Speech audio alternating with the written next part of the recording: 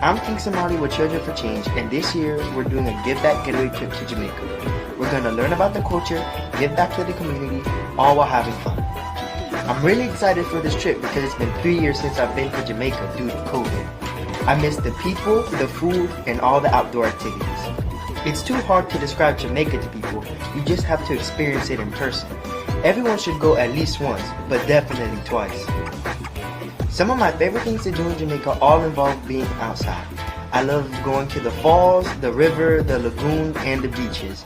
The Give Back Getaway trip is a way for me to share Jamaica with anyone and everyone.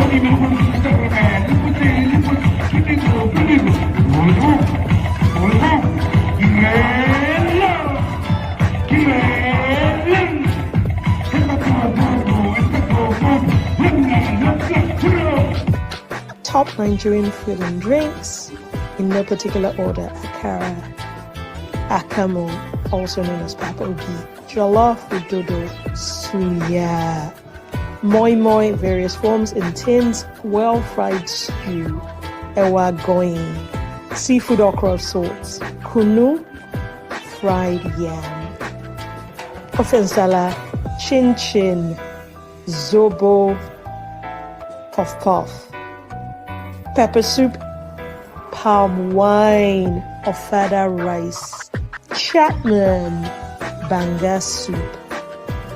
There'll be some repeats, but yeah. Beans, poor quality, forgive me. Banga and starch. Favorite? Fura de nono, millet and cultured milk, yogurt, oha. Okay, the leaves wrapped. This is not the soup. Buns and other street food snacks, plantain chips, pounded yam, not very clear, abula, amala with 3 soups and sauces. Masa, not my best work, but egusi, a bit blurry, but accepted as it is. Eforio, also blurry, but okay, just take it as it is, okay? Bole and fish.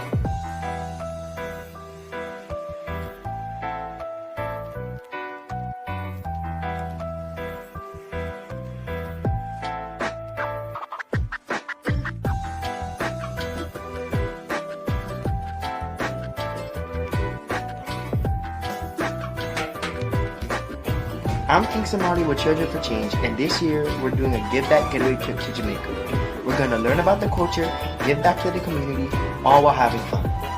I'm really excited for this trip because it's been 3 years since I've been to Jamaica due to COVID. I miss the people, the food, and all the outdoor activities. It's too hard to describe Jamaica to people, you just have to experience it in person. Everyone should go at least once, but definitely twice. Some of my favorite things to do in Jamaica all involve being outside. I love going to the falls, the river, the lagoon, and the beaches. The Give Back Getaway trip is a way for me to share Jamaica with anyone and everyone.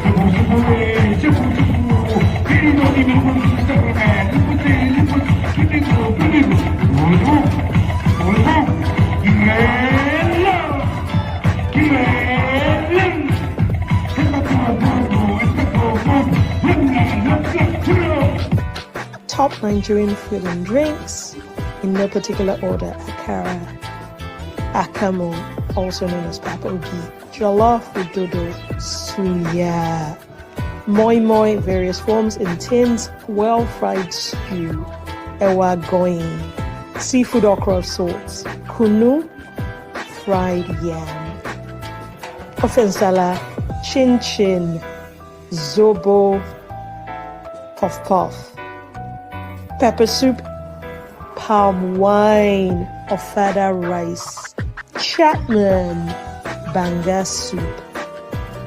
There'll be some repeats, but yeah. Beans, poor quality, forgive me. Banga and starch. Favorite? Fura de nono, millet and cultured milk, yogurt, oha. Okay, the leaves wrapped. This is not the soup. Buns and other street food snacks, plantain chips, pounded yam, not very clear, abula, amala with 3 soups and sauces. Masa, not my best work, but egusi, a bit blurry, but accepted as it is. Eforio, also blurry, but okay, just take it as it is, okay? Bole and fish.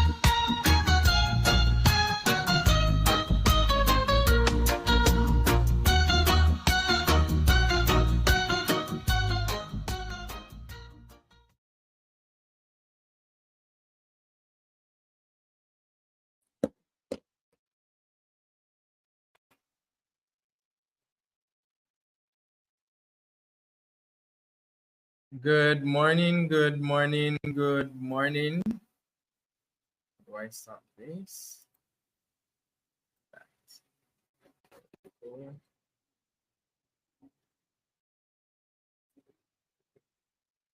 I hope you're all hearing me. Good morning. Welcome to day 2 of the Beyond Limit Virtual Summit. I am so excited to be here. I'm so excited that you have joined us on this journey.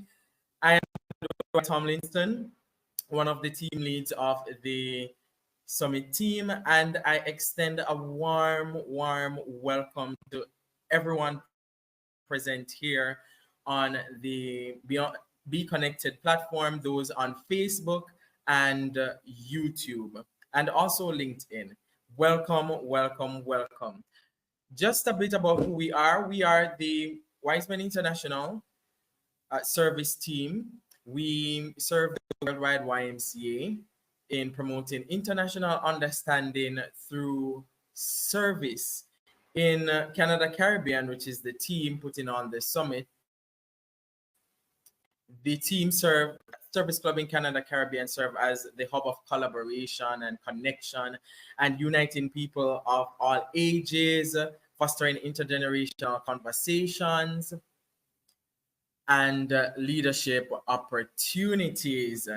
So I just want to welcome the 28 countries present today. I want you to just put in the chat where you're from. Just say hello and say where you're from, both here on Facebook, also on LinkedIn, on YouTube. Just put in the chat where you are from. I'm coming to you live from the beautiful country of Brazil. So a bit of background on our virtual summit while you interact in the chat. Our summit actually started in 2014, but it was a presential summit. It was a leadership summit called Equipping Global Leadership Summit. Then when the pandemic came, our team pivoted and we had to adapt to the virtual environment. And so we had our first virtual summit in 2021 under the theme LEAP. And the LEAP stands for Leadership, Education, Aspiration, and Passion.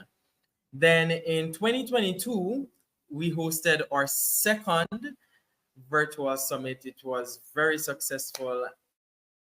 And we have some of you were on that virtual summit. You are present today, and I am happy that you have joined us for this journey once more. In 2022, our theme was the Unlimited You, which was an exploration of self. We looked at the whole topic of mental health and wellness. And this year, our theme is Beyond Limits. This theme dares to challenge conventional thinking, and it tackles the pressing global issues of our time. This year, we have 4 thematic pillars that we're working with, and those are environment, leadership, migration, mental health, and health. And we aim to spark meaningful discussions and inspire tangible outcomes wherever you are in the world. So throughout the summit, you will engage with thought leaders, experts, coaches, and enthusiasts across the globe. We have over 17 international speakers who will walk you through each of our pillars. So just a recap of yesterday, which was our first day. Yesterday, we had Renee Poindexter from Portland, Oregon, USA, our first speaker who took us through the realms of servant leadership and how to nurture the leaders of tomorrow. Then we had Laura Lee Kenny from Canada, and she explained to us that having the right mindset and goal setting skills, this will help us to master financial freedom. Then we moved on to Mark Smith from Jamaica, who talked talked us through the loneliness of leadership. And he described to us the strength he had to muster to grow through this loneliness of leadership and to grow as a leader. And we closed off with Niranjana Bimal from India. And she showed us what leadership looks like in motion. Today, we will have a full day. Today, we have an exciting, engaging, and insightful lineup for you as we delve deeper and commit to doing the work to break down those stagnant and crippling perceived barriers. So, buckle up for the takeoff beyond limits. Each presentation today will be followed by an evaluation poll, giving you the chance to shape our direction of collective effort. So you have a chance to interact and let us know how you feel with the evaluation poll after each speaker. At the end of each presentation, we will welcome question and answers. So you can post the questions in the chat, or there is a raise hand feature that we will allow at the end of the presentation. So you can click on that and ask your questions live. Those on Facebook and YouTube, you may type your questions in the chat and we will highlight them here and let the speakers know who is asking the question, and you will get a response to your questions live. So as we explore these crucial topics today, let us remember the power we each hold to make a difference. Together, we can transcend barriers, break down boundaries, and strive for a better world without limits. Welcome, welcome, welcome. And at this time, I will hand over to our moderator for today, who will be coming to us from the beautiful island of Barbados. Her name is Shari Morel. Welcome, Shari Morel. Thank you, Dwight, and good morning, everyone. Welcome to the Beyond Limits Summit today. Our first item will be The Wise Man Hymn by Jade.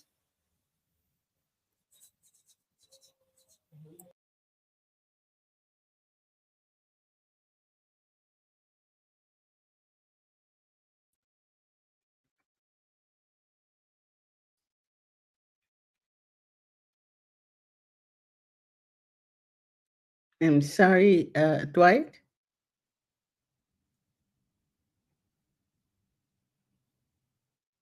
I'm sorry, Shari, can you just move on to our first speaker is our Daniel. first speaker from the YMCA. Yeah. Okay. Our first speaker this morning will be Daniel Galan Aguilar. He's the Director of Inspiring Opportunities from Latin America YMCA. And this morning, he will be bringing us greetings. Thank you, Shari. Thank you, everyone. Muy buenos días, buenas tardes, Yes. Bom dia, boa tarde, good morning, good afternoon, and warm greetings from the YMCA Latin America and Caribbean Regional Office. I'm from the big and hot and beautiful Mexico City, since where I am connecting right now. First of all, I want to thank for the invitation to open this second day of learnings and discussions, especially to Dwight for the invitation, and also for the president of the area and the Area Council of Canada, Caribbean of Wise Men International service team. I also want to take this opportunity to congratulate the organization of this virtual summit and for providing the opportunity to generate discussions on topics of vital importance, such as leadership, which was addressed yesterday, mental health and migration, that I know will be discussed today, as well as the environmental topic that will be addressed on Sunday. So all those topics are very important for us and for all the people around the world, and directly related to the 4 pillars of our Vision 2030. I would like to take this opportunity to extend greetings to all of us who collaborate in the YMCA of Latin America and the Caribbean, especially from Antonio Merino, our General Secretary, Gerardo Medina, our President, and all our Executive Committee. I also want to extend my gratitude to Wise Men International for all their support to the regional office and to all to the YMCA movements in the region, so that all together we can continue strengthening communities. All that remains for me is to wish you a very good and successful day, and may it very profitable and full learning. So thank you.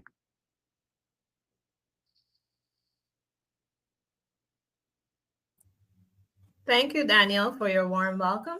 Thank you. You're welcome. Okay. Our first speaker for this morning is Barb Ascroft. She's an author, mentor, encourager, brief literacy speaker, your renowned purpose facilitator, natural health instructor, and thought leader. Barb embodies the ethos that to do well, you must be well. Through her work, Barb champions the power of compassion in action, guiding individuals on their journey towards wellness and fulfillment. She understands that true well-being encompasses not only physical health, but also spiritual connection, emotional resilience, purposeful living, and a supportive community. This morning, Barb will be speaking to us on the topic of grief, navigating loss with understanding. We'd love to welcome you, Barb, as you speak on this topic.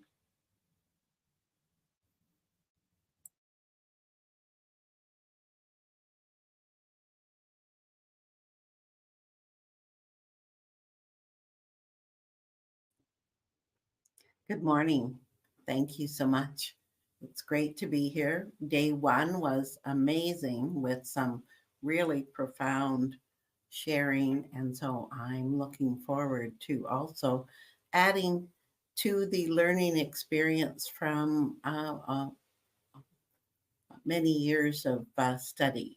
So I'd like to begin with what we have here. And okay, so just want to make sure that you can see all of this here. So, okay, so what I'm hoping to be able to share with you is just some strategies, some tips, some tools to be able to navigate through loss. And so we're going to actually start with a poll.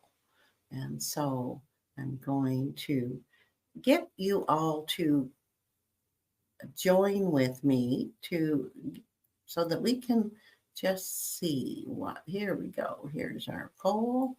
And so if you can go through this, please, and tick all that apply.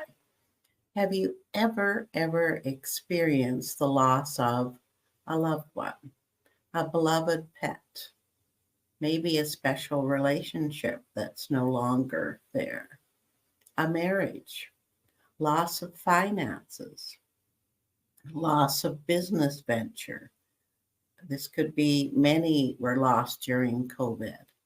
Even loss of a dream for the future where you had a big dream and then it's just not there anymore. Loss of your health is also a big one. And of course, loss of spirit. And so I'm just going to give you a few minutes to be able to do that. Let everybody do that.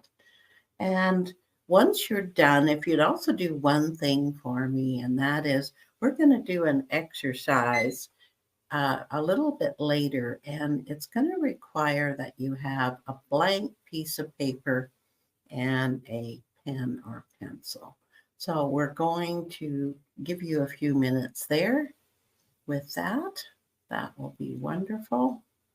And let's see. Okay. And then this wonderful magic behind the screen is going to present our poll results, and then we'll continue from there. So that's amazing. Thank you.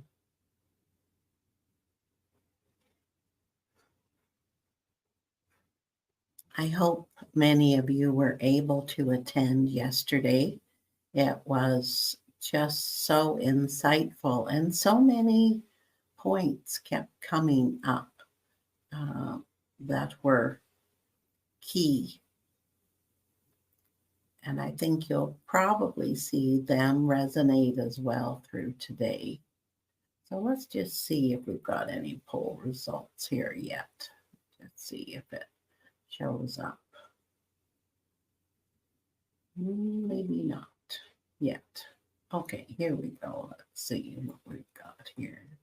Okay, so very interesting.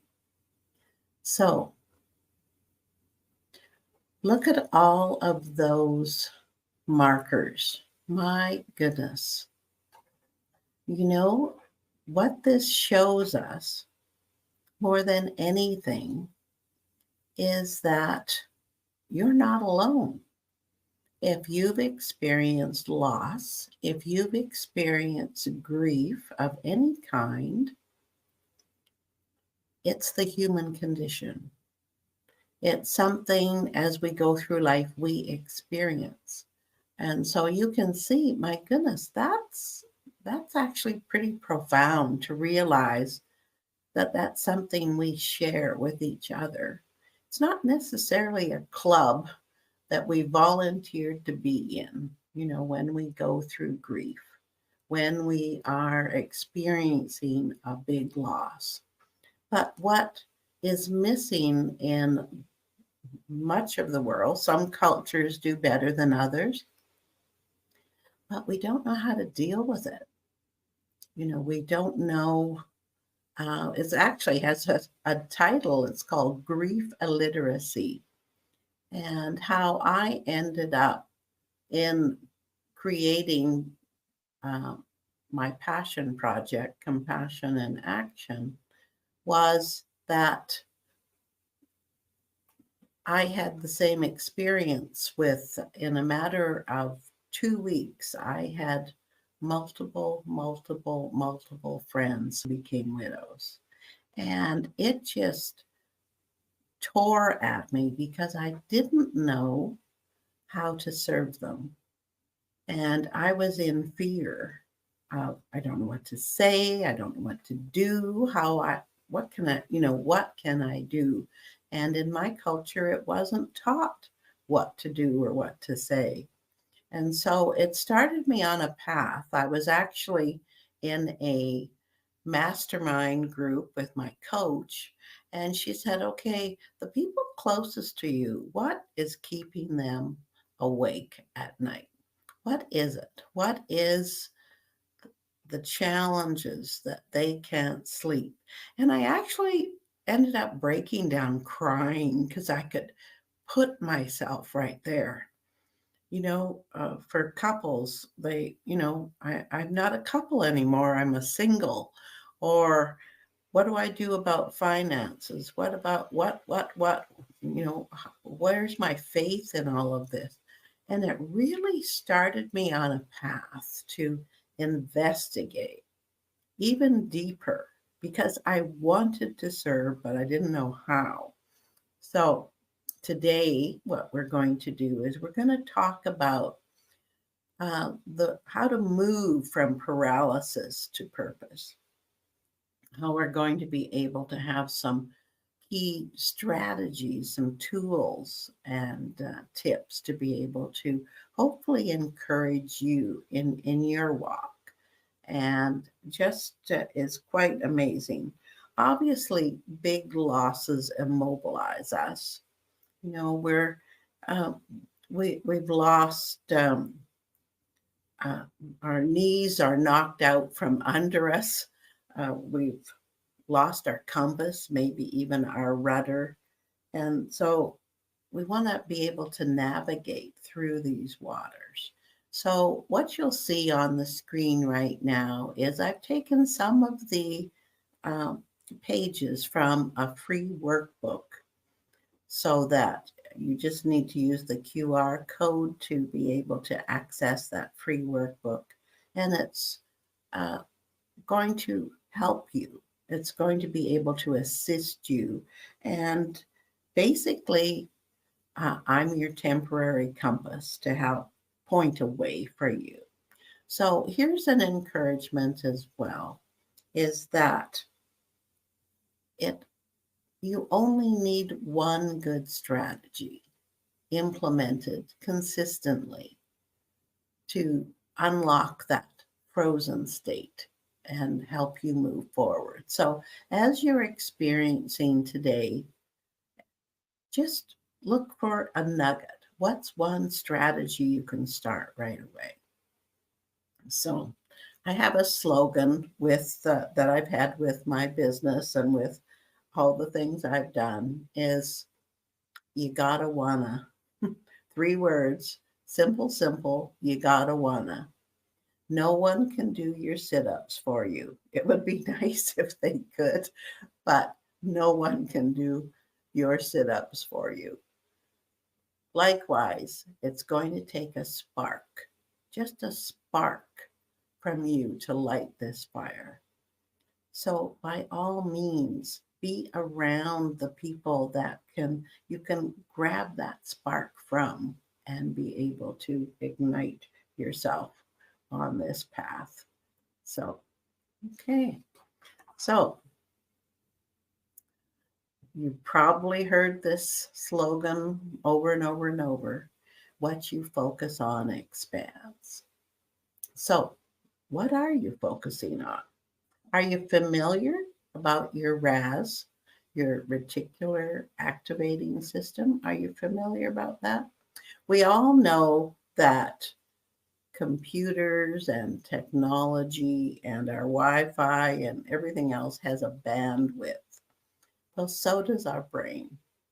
So we have this wonderful secretary, treasurer, you might say, in that really, with all the stuff that's coming at you over and over and over and over and over in a matter of seconds, your brain has to decide, what does Barb want? What is she talking about? What's important? And so the brain has to go, this reticular activating system has to go by what you are thinking. Where are your thoughts? So I love this quote by James Allen below the Start with Purpose picture. It says, in case you can't see the small print, you will become as small as your controlling desire, as great as your dominant aspiration. So today we're going to talk a little bit about, okay, what do we focus on? And I have a favorite ancient wisdom that helps direct me, and it is, I'll read it to you here. Finally, brothers and sisters, whatever is true, whatever is noble, whatever is right, whatever is pure, whatever is lovely, whatever is admirable, if anything is excellent or praiseworthy, think about such things. So there's a bit of a clue, because my goodness, we can focus on so much. And when we're going through grief, when we're going through loss, we are rudderless. And so it does make a difference. So for a few minutes, I'd like to talk about doubt. There's a saying, if you're going to doubt anything, doubt the doubt and kick it out. Because we have, it seems, when we're attempting to think positively or to stay positive, it seems that we have an angel on this shoulder and a gremlin on this one. And we might be thinking, let's just talk for just a minute about affirmations. You hear about people stating affirmations. I am wealthy, or I am whatever it is that they've been coached or tutored to work with affirmations. But as you probably have experienced, if you've ever tried that, you've got this other voice, this little gremlin that's sitting over here, and it's saying, yeah, right. As if that's you. Who are you fooling? So I have a little tip for you to be able, if you're wanting to speak positives about moving forward, and that is, I am in the process of finding renewed purpose. The key words are in the process. That is truth, just like I shared the ancient wisdom there from Philippians. I am in the process because, as you probably know, we're always in the process. And so that can't be much truer than true. So anyways, try that. See what you think of that. That definitely deals with being able to doubt the doubt and kick it out. It's gremlin proof. Okay. So what do we want? How do we know? Because our naturalness is accustomed to dwelling on the negative. That's just sort of a part of the human condition. So how do we remedy that? So we're going to do an exercise here. So if you would please grab your piece of paper and your pen.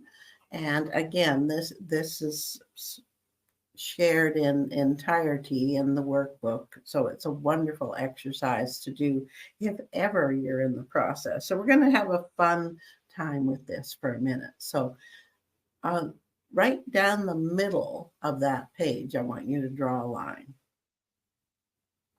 So this is an example, but what we're going to do is we're going to focus on, this is a dating example. This is a young lady that she's just having absolutely no success in being able to find the right person that could be a life partner.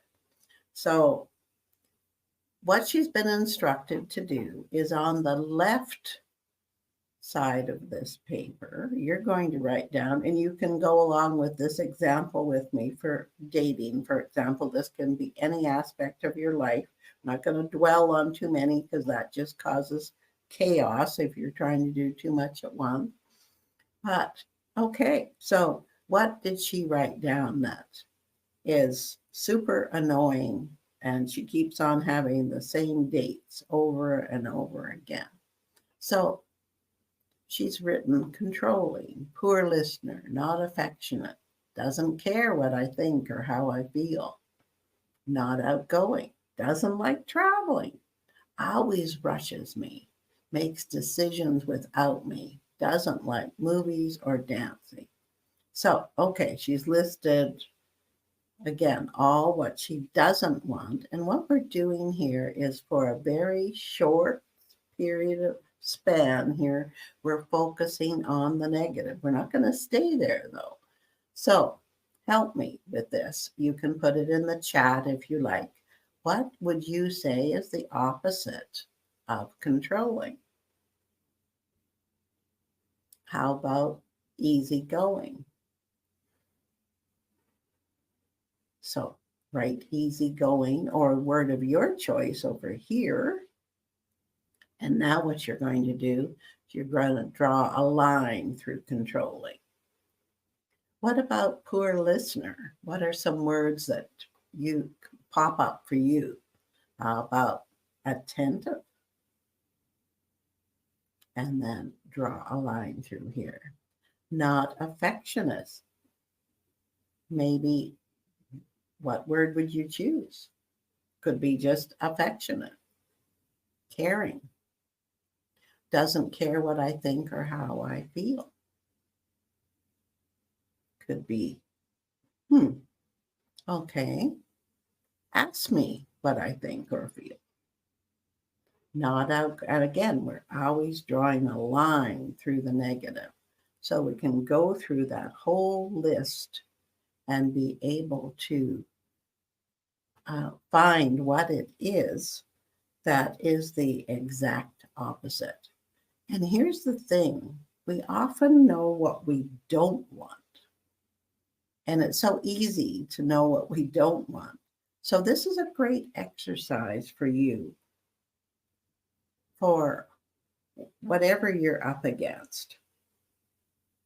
So again, after this whole page is full, this is what I am in the process of attracting: an agreeable, attentive, affectionate, and then you've got something that you can be focusing on. Remember, again, what you focus on expands.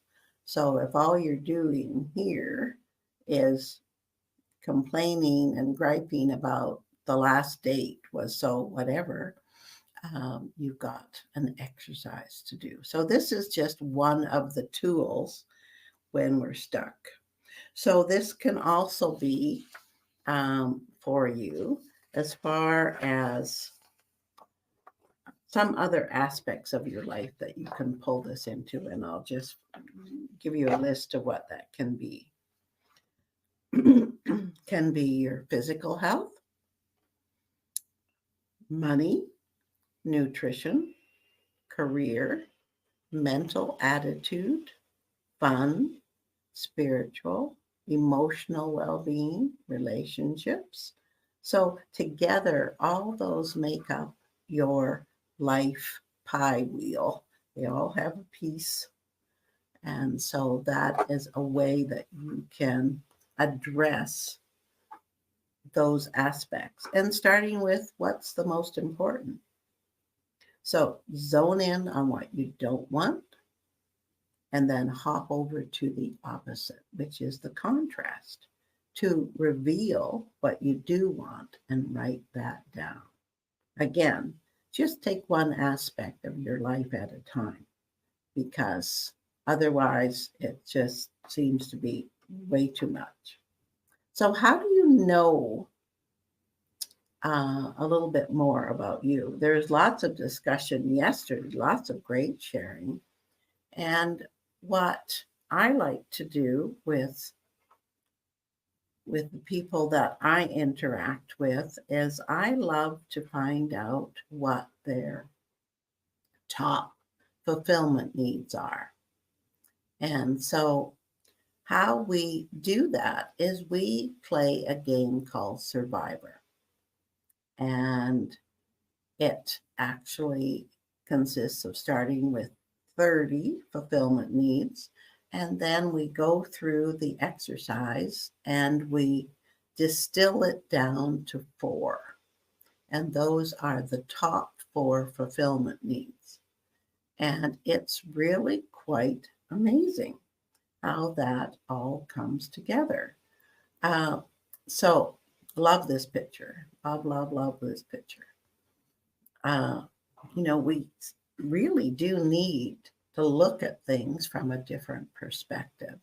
So in my workshop, Finding Renewed Purpose goes through how you go through the Survivor game to find out what it is, what those 4 top fulfillment needs are. But once you have them, we develop strategies of how you can access them. So for instance, for me, and good reason why I'm here, my top 4 fulfillment needs are connection, community, accomplishment, and fairness. And so when I can access those 4 in the same day, I'm in the zone, truly in the zone. Similar to how you hear about athletes that just can't seem to, whatever they're doing, it just is all ahead go.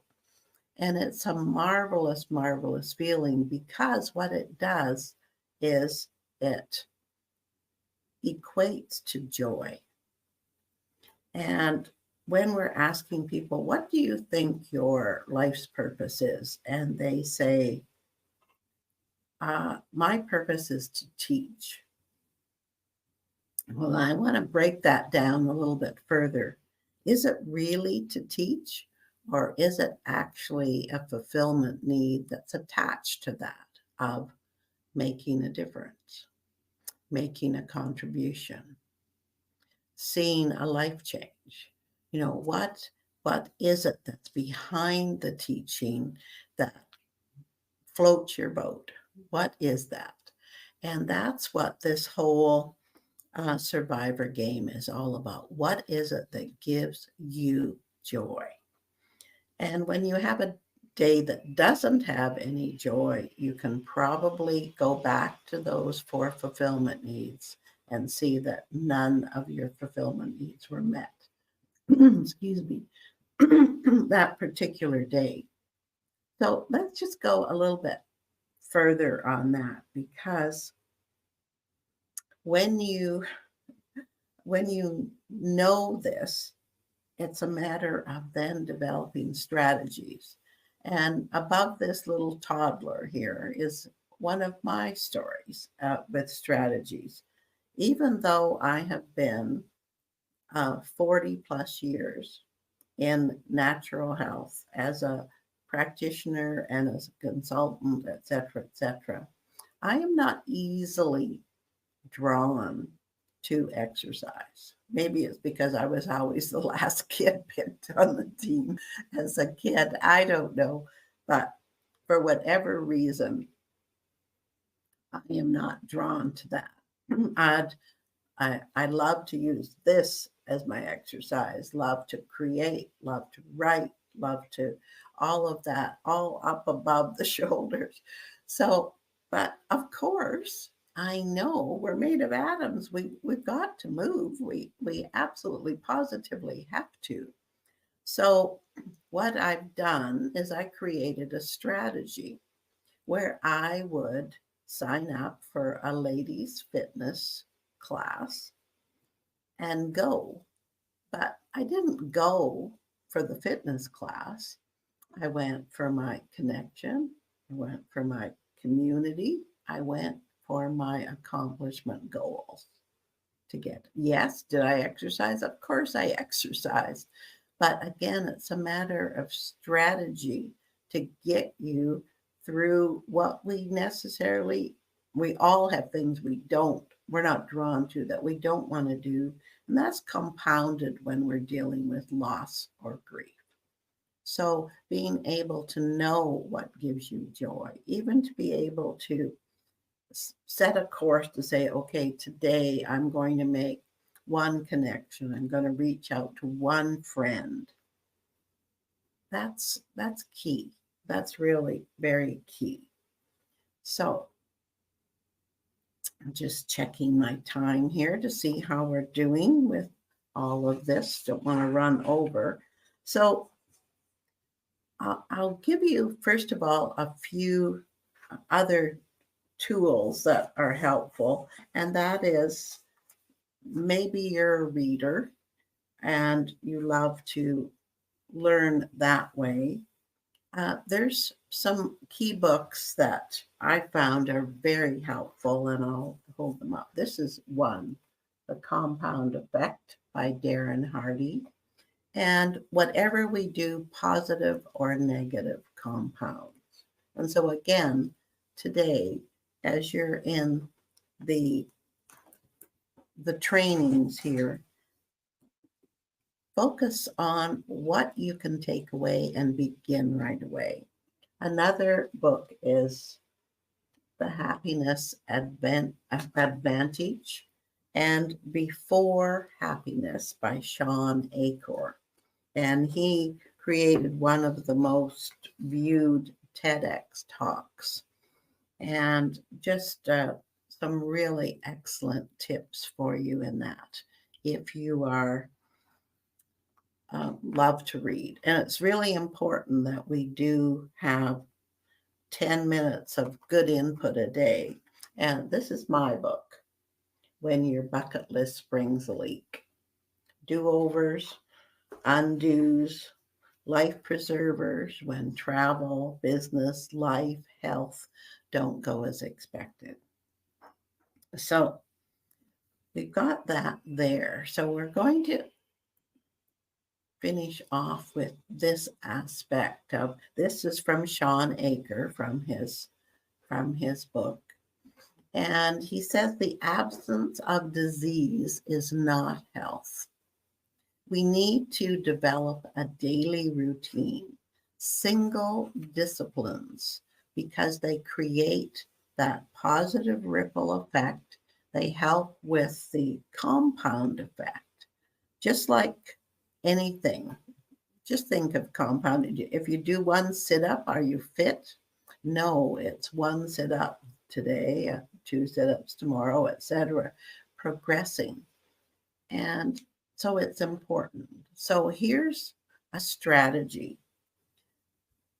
All of these things, if you can do them on a daily basis. So when you wake up in the morning, you're still in bed, think of 3 new things you're grateful for.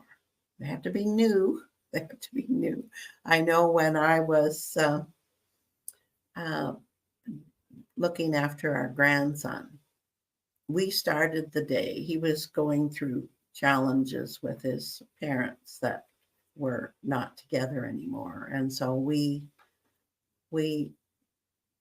took on that job of being a balancing force.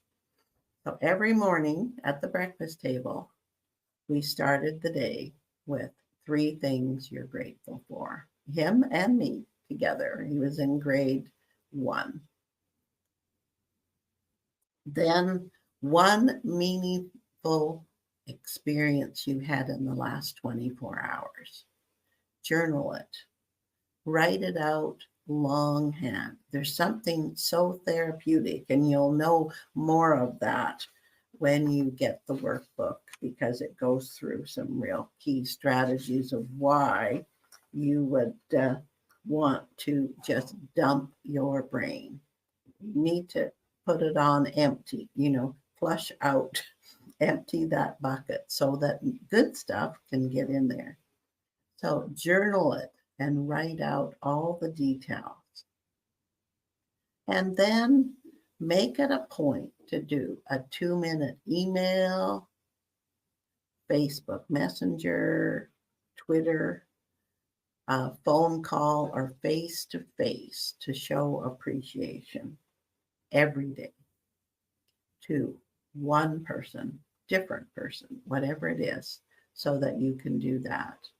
And then 15 minutes of fun cardio. And did I hear there's something about Zumba here, or somebody's going to dance or sing or something? Is that you, Dwight? Is that you, Dwight?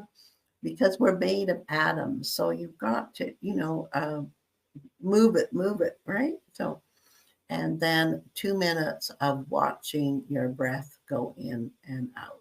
Mindful prayer, mindful meditation. And when you do end up at my website, you'll see you can access some really good mental health workbook called Chaos to Calm. And I've got all kinds of special short, quick breathing exercises you can do shown there. And of course, that's powerful. When we're in the midst of grief or loss, it's really difficult to be able to zone in on specifics. And so it's important to have things that don't take a lot of energy. For instance, doing too many things, just for the day. Have a little Post-it or sticky note on your bedside table and just do one thing. And then another aspect is if you're having challenges focusing, have a power hour or a power half hour where you've got do not disturb, the phone's turned off, the TV's turned off, you're not interrupted, and you have that time to focus on one thing and to have that. It will really help you feel accomplished. So as we go through this now, so just want to be able to share my appreciation to Dr. Hamilton, who had asked me way back in December to be part of this. And just want to thank you for just the opportunity to be able to just share a few little nuggets. And no matter the challenge, a supportive community is always the answer. So here you have that. You certainly have that right here. So thank you so much. And we'll just give you a few links here that you can follow up on. You can see above me my book, my Facebook, my LinkedIn, and so that will be terrific. And here is how you can get my gift if it's a little squishy, but you should be able to see that. And it's, moving past paralysis strategies that help with this workbook. So you'll be able to see just some new things in that guide. So thank you so much. It's a joy to be here, and just appreciate the opportunity. So handing it back to our moderator, I guess. Thank you.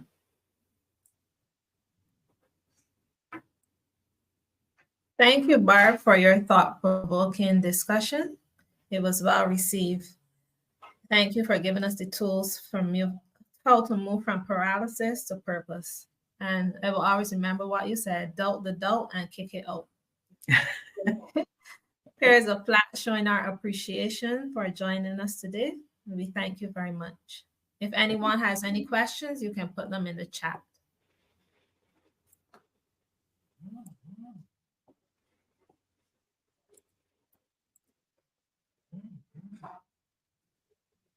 I'm not seeing any questions right now.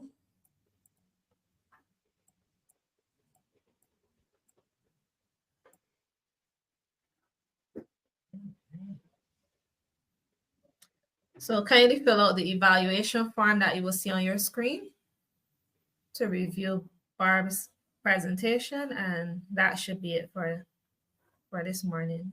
So fill out the evaluation. Thank you.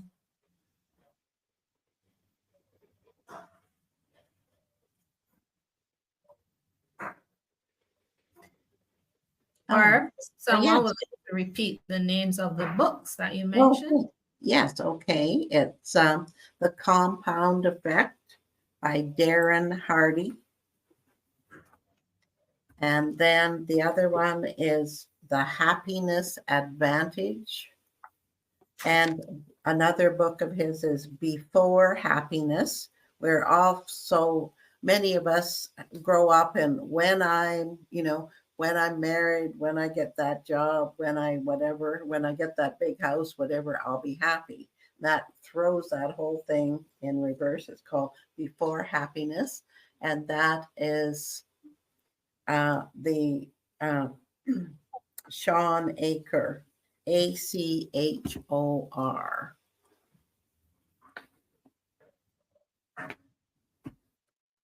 Okay, and there are two questions in the chat. One person wants to know, how did you dwindle down your top fulfillment goals from 30 to 4?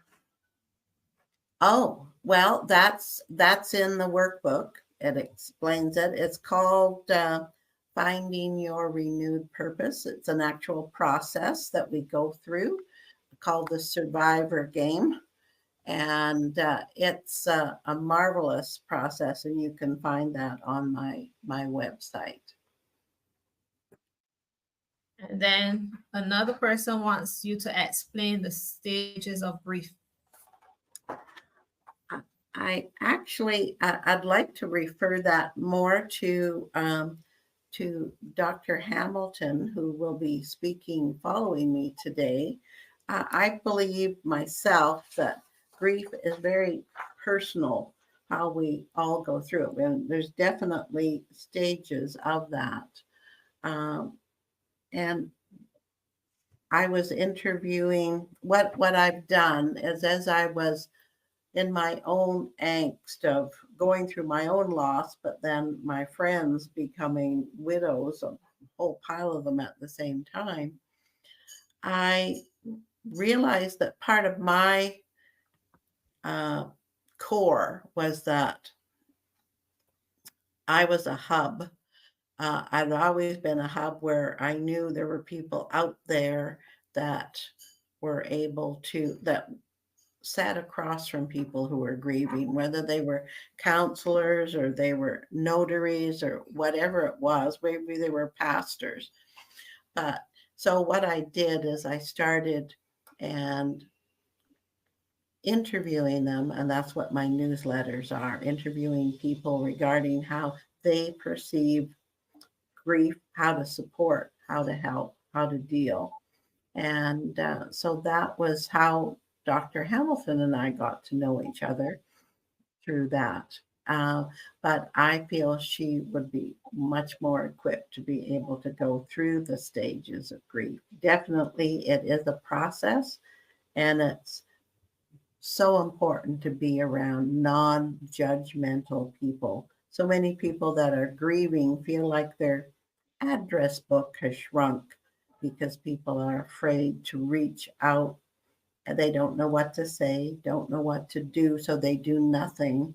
Meanwhile, the grieving person feels disenfranchised. And that may be different from culture to culture, but definitely it's an experience that many grievers have shared with me. So thank you so much. Really appreciate the opportunity to share just a nugget. And yes, doubt the doubt and kick it out. Thank you, Barb, and you're most welcome. So our next speaker for this morning is Dr. Sandra Hamilton. Dr. Sandra Hamilton is a dynamic leader whose influence spans across borders and disciplines, leaving a profound impact wherever she goes. As president of Canada and the Caribbean area for Wise Men International, she brings a wealth of experience and a passion for service to her role, spearheading initiatives that uplift communities and empower individuals.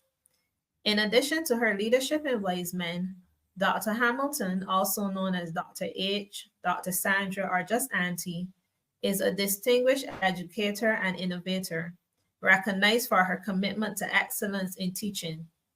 Her dedication to shaping young minds has earned her prestigious accolades, such as the Prime Minister's Award for Excellence in Teaching and the Caribbean Award for Excellence in Education. Dr. Sandra is a skilled therapist, providing compassionate support and guidance to those in need. Her empathetic approach and insightful counsel have helped countless individuals across the world to navigate life challenges and find healing and resilience. Today, Dr. Sandra will be speaking on the topic, You Are Not Alone, Suicide Awareness. Welcome, Dr. Sandra Hamilton. Thank you so much. How is everybody this morning? How are you? How are you? How are you? If I get no answers, no responses, I shut up. So you have to tell me how you're doing. Great, great, great. So I'm going to jump right in, but I actually have a couple questions. I'm going to ask your permission. So I ask your permission to be honest. May I be honest? And I ask that because quite often we say we want to hear, but we really don't want to hear. We want people to confirm what we already believe. So I have, please be honest. Thank you. And may I also ask, and I want you to put it in the chat, may I ask you to participate fully in this? So can you type that in the chat for me? Thank you so much. I see Verona and Barb and Naomi and Renee and Brian. Hi, you, Brian, saying yes, yes, yes, thank you. What I say may be triggering. So I want to put that out there. If you feel triggered, you are free to leave, but come back. And I'm going to try and ground you before I do anything. I invite you, though, if you are feeling triggered, to walk with me through this process and not be afraid. I will hold you safe. So even though you're triggered, because here's what happens, you have to walk through the fear. You must, if you're going to get to the other side of it. So I'll hold your hand and I will walk with you. So is that okay with you? So, Sandra, if you could, can I get my first slide? So I will be using some slides, but I will be not following them because I'm going to feed off what you say. Go ahead, Sandra. Thank you. So my first question for you is, oh, sorry, Sandra, my bad, the PowerPoint slide. I was so excited to be on. I started without the PowerPoint, my bad. Yeah. It is who I am. It is who I am. I'm sorry, Sandra.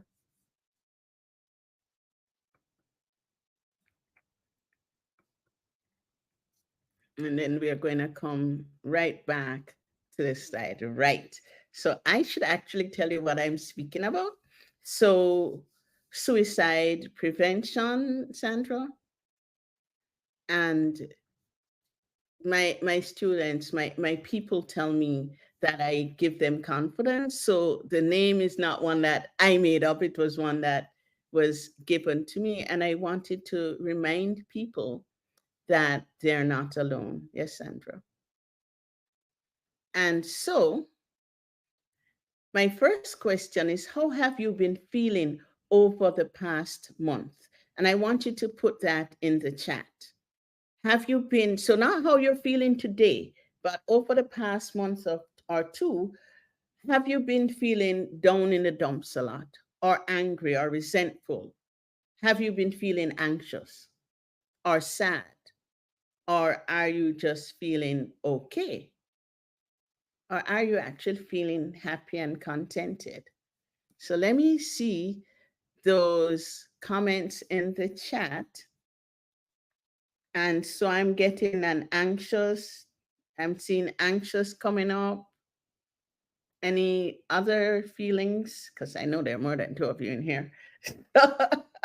So put in the chat how you have been feeling.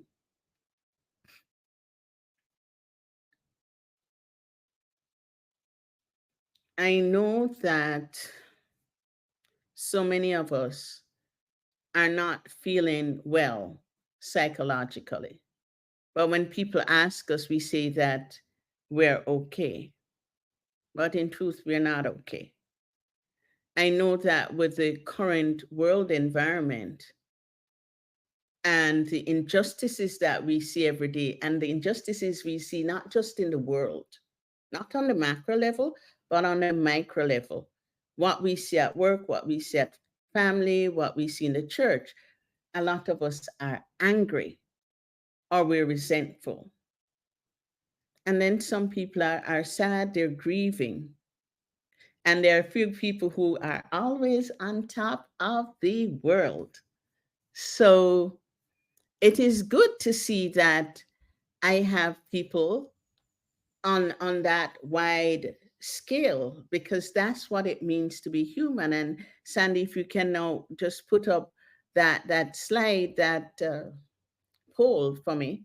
And I want you to, again, with the polls, we do not know who answers, so I'm going to ask for your honesty. How many of you are feeling lonely or alone? How many people are feeling lonely or alone? Or have you ever felt lonely or alone?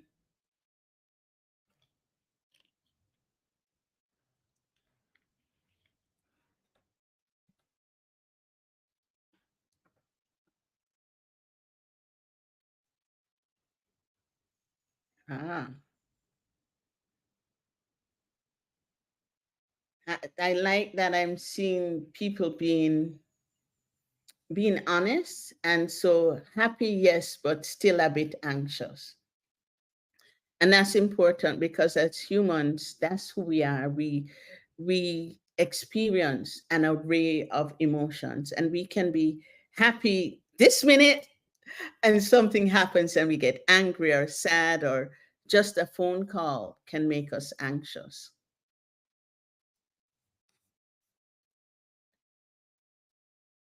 So as I wait on people to fill out that, have you ever felt really, really down, lonely, or alone? So not just how you're feeling today in this moment, but has there been a time in your life where you really, really felt like, for me, I'm all alone, no one cares?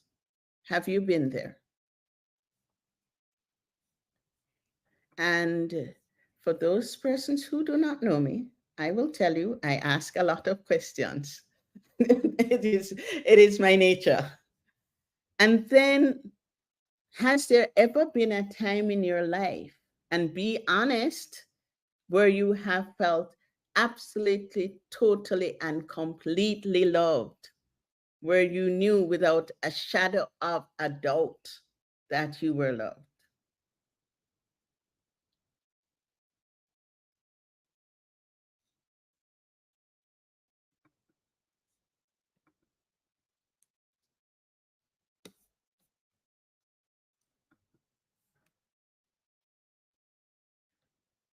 I ask a lot of questions, as I said. And then the last one is just so easy, so that you don't feel like I'm picking on you. And that was, how old are you? Are you a teenager, young adult, over 30, over 50, or over 60?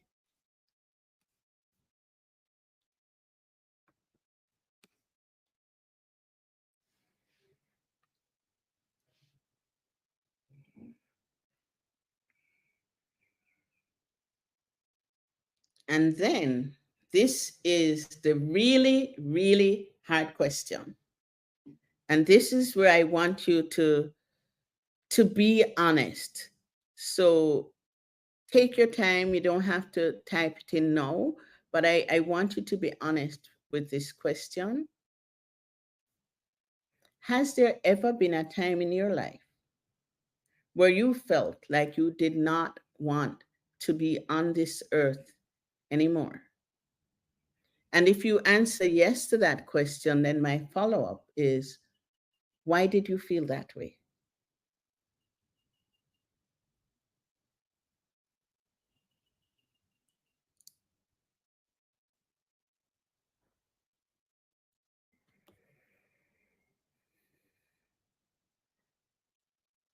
As I sit here watching and feeling, I am feeling that there is a lot of pain in this space.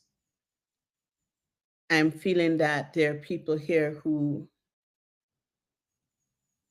not only have been in that place where they wondered why were they alive and what was their purpose, but there are a couple of people who are this close to being there. And so I'm going to ask us to put your hand on your heart, if you will. Just put your hand on your heart and breathe in and breathe out. Take a really deep breath in and slowly let it out. And I want to remind you that in the beginning, God made the world. And when he made it, the world was a mindless, shapeless mass. There was nothing, nothing at all. And you, each and every one of you here, Beauclair and Jonathan and Elisa and Renee and Dwight and Sandra and Verona and Brian, we have two Brians, and every single person who is in this space, that you have the power to create your world. And I think way too often we forget this, or maybe we don't know how powerful we are. But if you are here on this earth, you have the power to create your world. I invite you to put your feet flat on the floor if you can, and just gently close your eyes and breathe in and breathe out. Breathe in, and as you breathe out, consciously let out, empty your lungs, empty it of every single thing, and consciously see yourself emptying your lungs. I want you to exhale, let go the foul thoughts and the urgencies of right now. I want you to, as you breathe out, breathing in and breathing out, on every exhale, I want you to let go of the stress, of the frustrations, of the hurt. Close your eyes. And I invite you to breathe in. And with that breath, I want you to see light coming into you. So breathing in light. As you breathe in, I want you to breathe in a new vision of yourself. I invite you to, as you breathe in, to hold the light, and become creation. And as you do that, I want you to see that light blending into the darkness, that frustration, that anger, that doubt, that humiliation, that shame that you're carrying in your soul. Hold the darkness and allow the light to play in that darkness, kind of weave that light in and out through the darkness. Be gentle with yourself. And I invite you then to turn your palms up into the air. And as you do this, I want you to breathe in, knowing that as you breathe, you are breathing God. That's what you're doing. You're breathing in the energy of God. And turn your palms down and breathe out, letting out all the doubt and despair. Turn your palms up and breathe in the life of God. And I want you to hold that breath, holding on to life. Turn your palms down and breathe out fear and frustration. Turn your palms up and breathe. Because we sit here quietly before the one who gives us light. We sit here in front of the one who loves us, who loves all creation, and we sit in awe of the one who formed us in our mother's womb. We sit at peace with the one who fills every fiber of our being. And take a deep breath in now, breathing in the breath of God. Without breath, we cannot live. And we breathe in that breath and breathe out tensions and the turmoil that's going on in our life right now. Turning our palms up, we breathe in the love of God. And turning them down, I want us to let go and breathe out work and worry. We sit quietly before the one who gives light and love to all creation. We sit at peace with the one who fills every fiber of our being. And just breathe, knowing that if you are here, you have a purpose, knowing that if you are here, you are amazing, knowing that if you are here, you're beautiful. You are simply beautiful.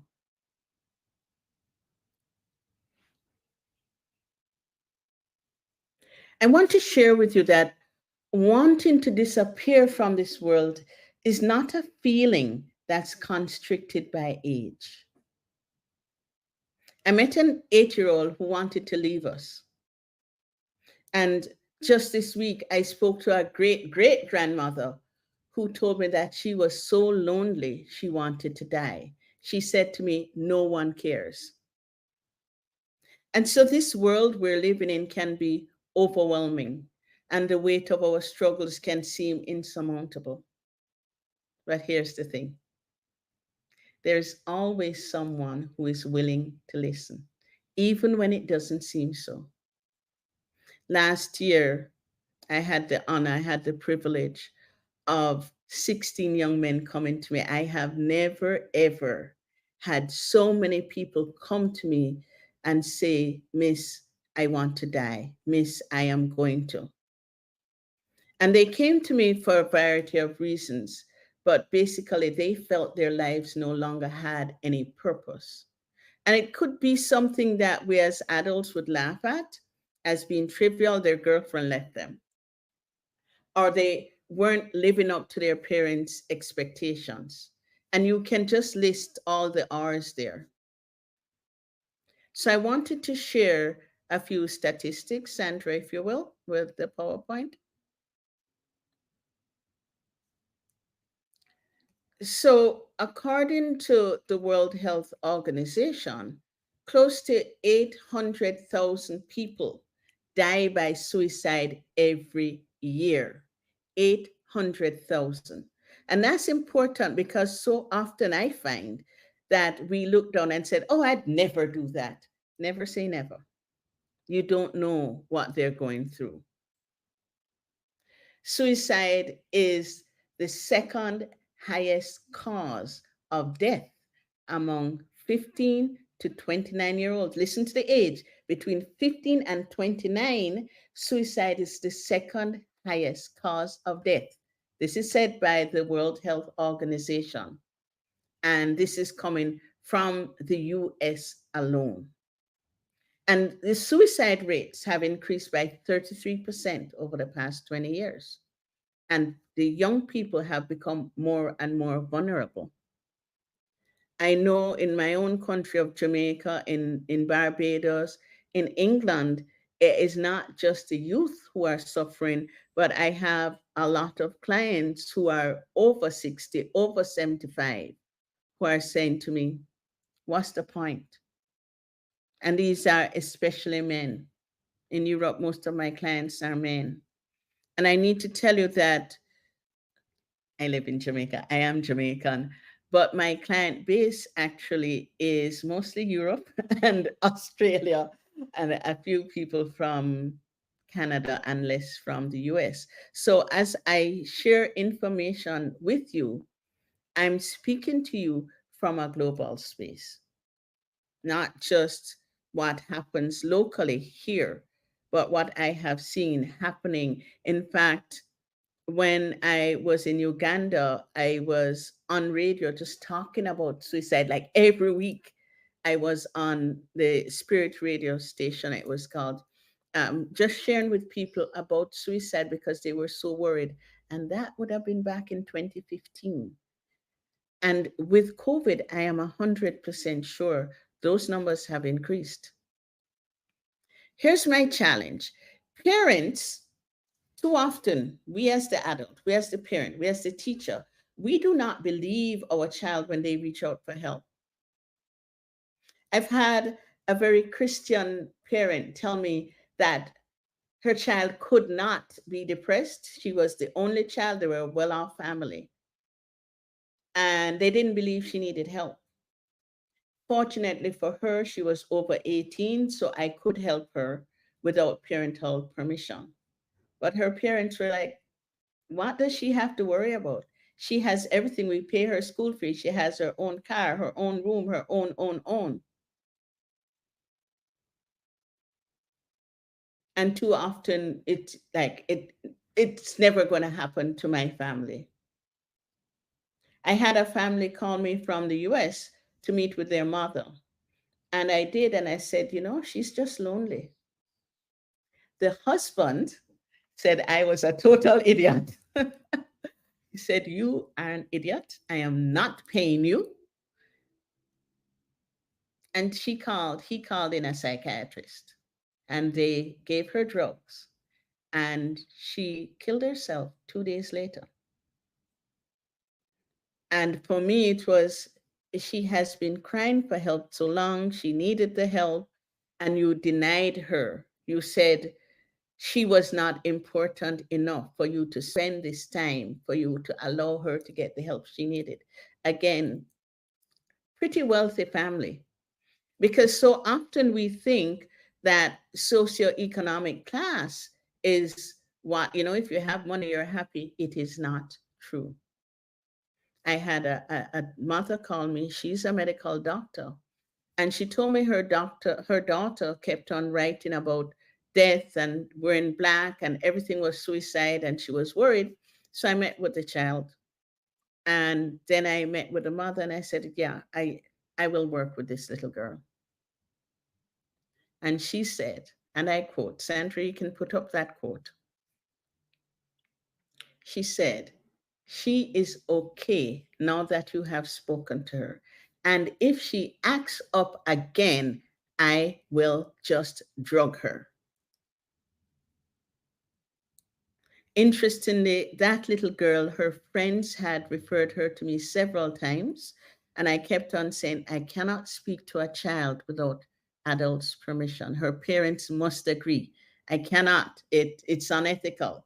So I will not do it. So I knew about her long before I met her, and her friends knew where she was. Her mother knew where she was. But she thought, oh, one talk, she'll be fine. And I want to share with you that our people, our friends, our coworkers, our colleagues, our church people, a lot of us are struggling with a darkness. There's a darkness within us. There's a darkness within them. And in fact, some of you here know that darkness, and it's really real for you.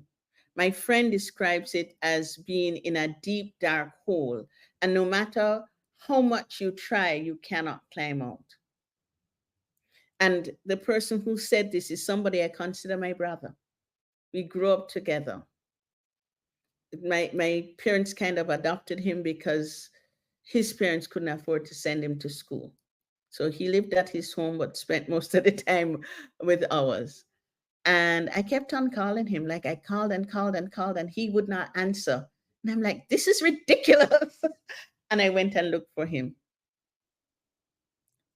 He is the friendliest person you will ever meet. He's well educated. He has a doctorate in economics. He has tons of accolades on the face of it.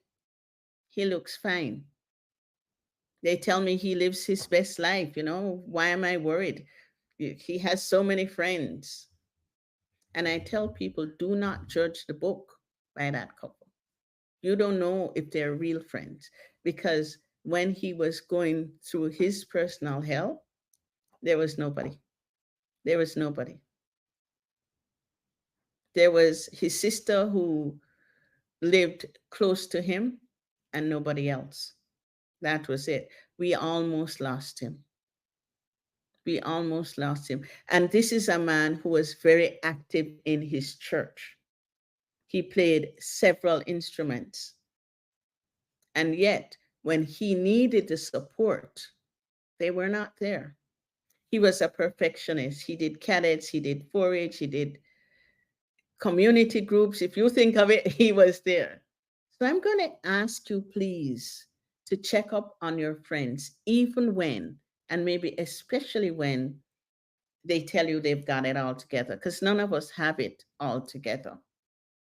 And I'm going to ask you that when somebody says to you, how are you doing, that you be honest. Because too many times we say, oh, we're okay. And when somebody says to me, they're okay, I begin to worry, because that word says, I don't think you care enough to hear the truth. And I invite us that when somebody says to us that they're struggling, believe them. Please believe them. We do not make it up. And sometimes all we need is someone to sit with us, to listen, to make us feel like somebody else cares. Quite often people tell me, oh, I didn't want to burden you with my problems. Well, they don't tell that to me. I'm like, what problem? I will show you the solution. Anything that's a problem, we can flip that. It might take a little time, but we can work on it. And the honest truth, it's hard. I've been working with persons and families of persons with suicidal ideation since 1996. I did my suicide course, and everybody in Jamaica laughed at me. Jamaicans do commit suicide. Oh, that's for those other people.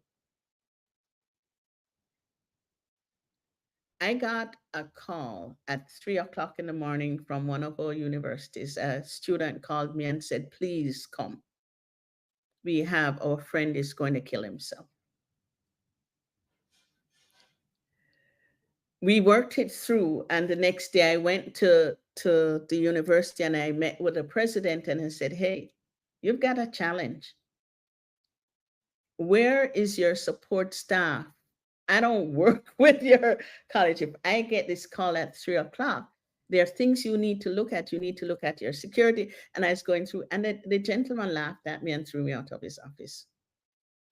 And he said to me, we have a counseling department. And we have a chaplain. We don't need you to tell us about our students.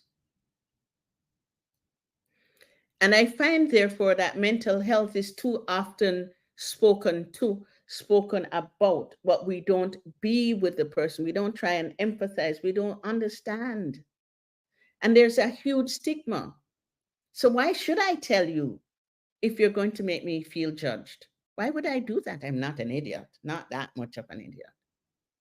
That institution has lost quite a few students to death. In fact, in February, one of their students, when there was a celebration, General Assembly, he was asking for a particular teacher. She was not available. She wasn't around. He couldn't find her. And at the end of the ceremony, they found him hanging in his room.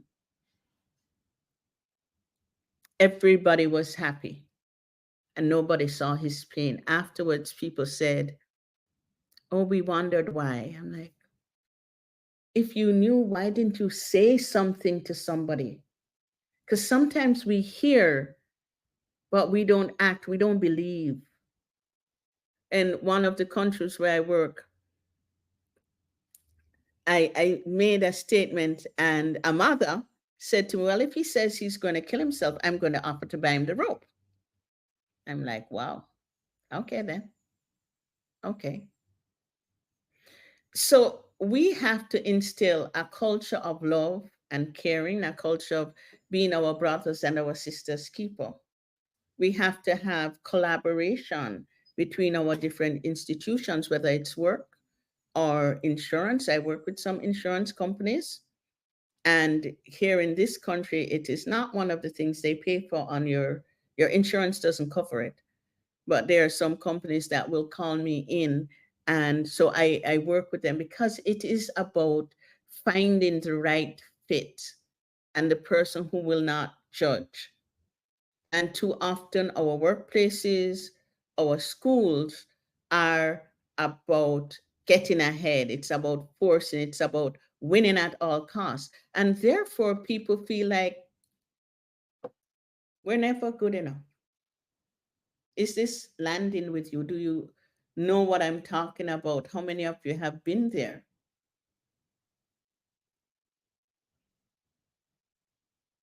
So take a breath. It's hard. And I invite you to just put into the chat some of the reasons you think for suicide.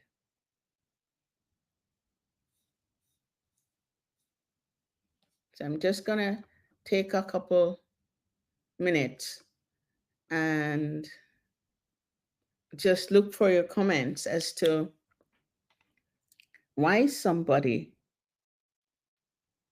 may want to commit suicide. And it's not just the men. We think of it, but it's also more and more females. I had one client with postpartum depression, and her husband said to me, I am not paying for therapy. I'm not paying for any kind of counseling. There's absolutely nothing wrong with her. If she wants a break, I will send her to a 5-star hotel. But no, she cannot get. Nothing is wrong with my wife. And that's a huge stigma that we all are going to have to overcome. And so I see loneliness, removing that pain of failure, no hope, so true.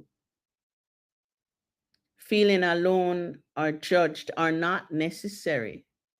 Depression, loneliness, thinking that they don't matter, hopelessness, and not seeing a way forward, depression. And so we know some of these causes.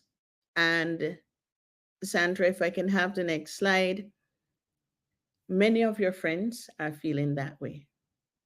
A lot of your friends, they mightn't tell you, they might hint, they might be drinking or doing drugs or something else as a reason, a way to get out. The next one, please, Sandra. Thank you.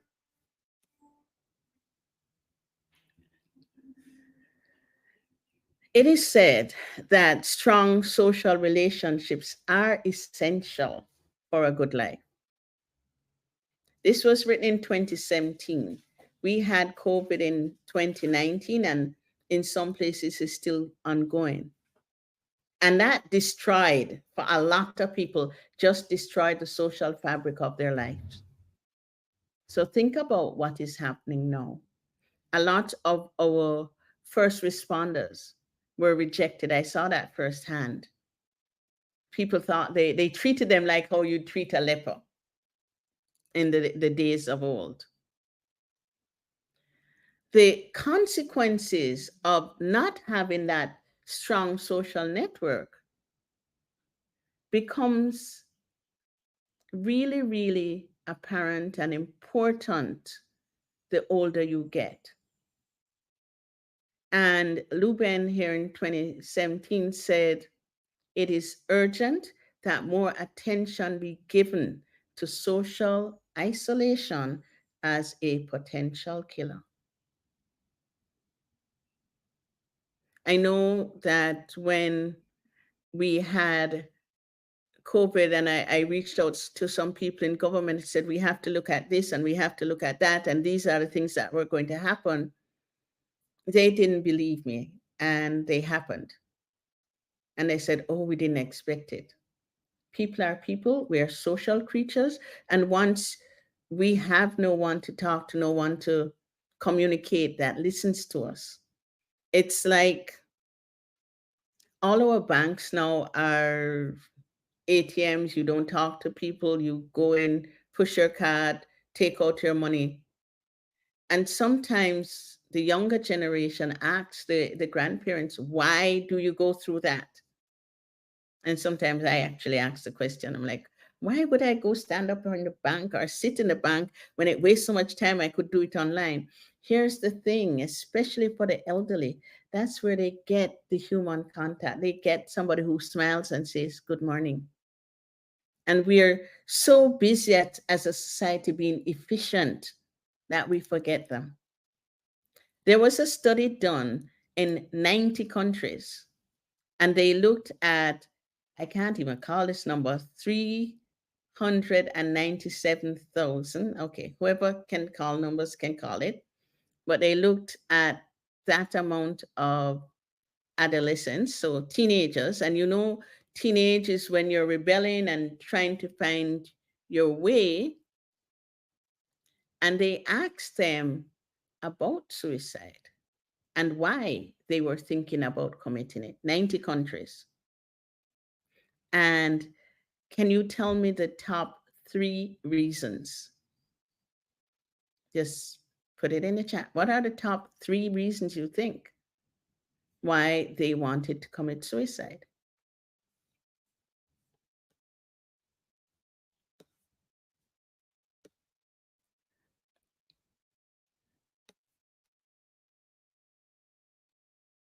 And Sandra, if you can give me the next slide.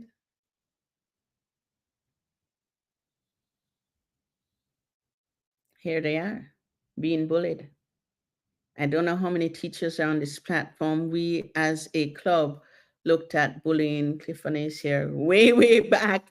We looked at the topic of bullying and going around to elementary schools and talking about bullying and why it was important not to allow it. And I remember some of the teachers saying, oh, we see it, but we don't know what to do. Well, the result of us as teachers not doing anything is that the children want to die because there's nobody who's taking up for them, nobody who cares enough to say, no, you're not allowed to do that. Somebody in the chat had said, loneliness. Yeah, they tell me they have no friends. And this, I hear it here, but this is from 90 countries. And the third one was being in a fight. And that is interesting because boys think it's what boys should be doing. The next slide, please. In older people, what we're finding, are similar reasons, because we don't realize when we take our parents, our relatives, and we put them in a nursing home, they are bullied. They become children again. They're lonely. And I lived in a nursing home for, well, let me not call it a nursing home, a seniors home for 2 years. I was very out of place. And I watched people, and I watched people die alone. And their child might come 3 or 4 months and say, where's my parent? The parent had died, they didn't know. And I started there, I started teaching the seniors how to use the computer. I got told off because they thought I was trying to scam them. I'm like, yeah, they have nothing to do. They're at the home doing nothing other than watching TV. They were not even talking to each other. So when I just went, there was a high death rate there. And so what I did is said, and it was so interesting. Part of it was the local culture, because they would not talk to me. And one day I said to them, you know where I come from? If you walk into a room, you say good morning or good afternoon. Is it that you all don't have any manners? And older gentleman, and he got very upset that I would even suggest such a thing. And it started that conversation. And from that, I started teaching him computer, and it grew. And then every month, I started having a party for them. And another week, I would have art. Some people know I paint.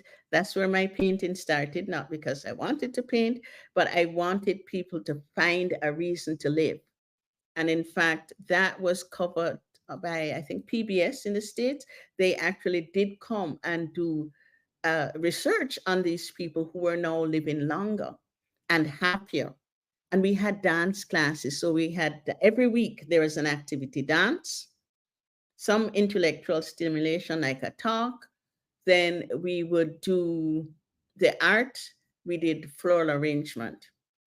And we took it to the point where I said to them, okay, you've painted every day and this is not enough for me. You need to put on an art exhibition. And I'm so, so proud of them because now they go to art exhibitions all over that particular state. And they're making money from it. I'm like, you are going to sell this. You are not sitting here and tell me you have no use. And they're very much, much happier. I went there in 2005 and I'm still in touch with people from there. I'm still, if somebody dies, they reach out and let me know because Renee spoke yesterday about community. Everybody can do something, but we have to make that choice to do it. This comment I have here is from a young man who was 21 years old. And he said, the fact is, I'm sick of watching everyone have fun with their friends, spending weekends, having fun, complaining about stupid, like guys that don't love them or tests being hard and I used to be like that. And the pain of losing it is too much to bear. I do not want to live the life of a ghost person. I used to be terrified of spending my 21st birthday alone. I would rather be dead. And he wrote this and posted it publicly. And I tell people that if you ever see somebody who says they want to disappear, it is a cry for help. And they don't know how else to reach out to us. They do it the only way they think will get the attention. We as a people need to begin paying attention and listening and kind of being in sync with what is happening around us. In the USA, Sandra, the persons 75 years and older have the highest rate of suicide of all groups. Most of them are males, but not all. And what they're finding is that underpinning that they feel challenged, that isolation, the neglect. And so what it is that suicide is concerning for us worldwide. It transcends culture and socioeconomic class. But it's very complex and there's so many reasons. And sometimes we don't know the reasons. Even those of us who are feeling it, we don't know the reasons. Renee spoke, not Renee, Laura Lee spoke yesterday about the words that we say to ourselves. And I want to add the words other people say to us.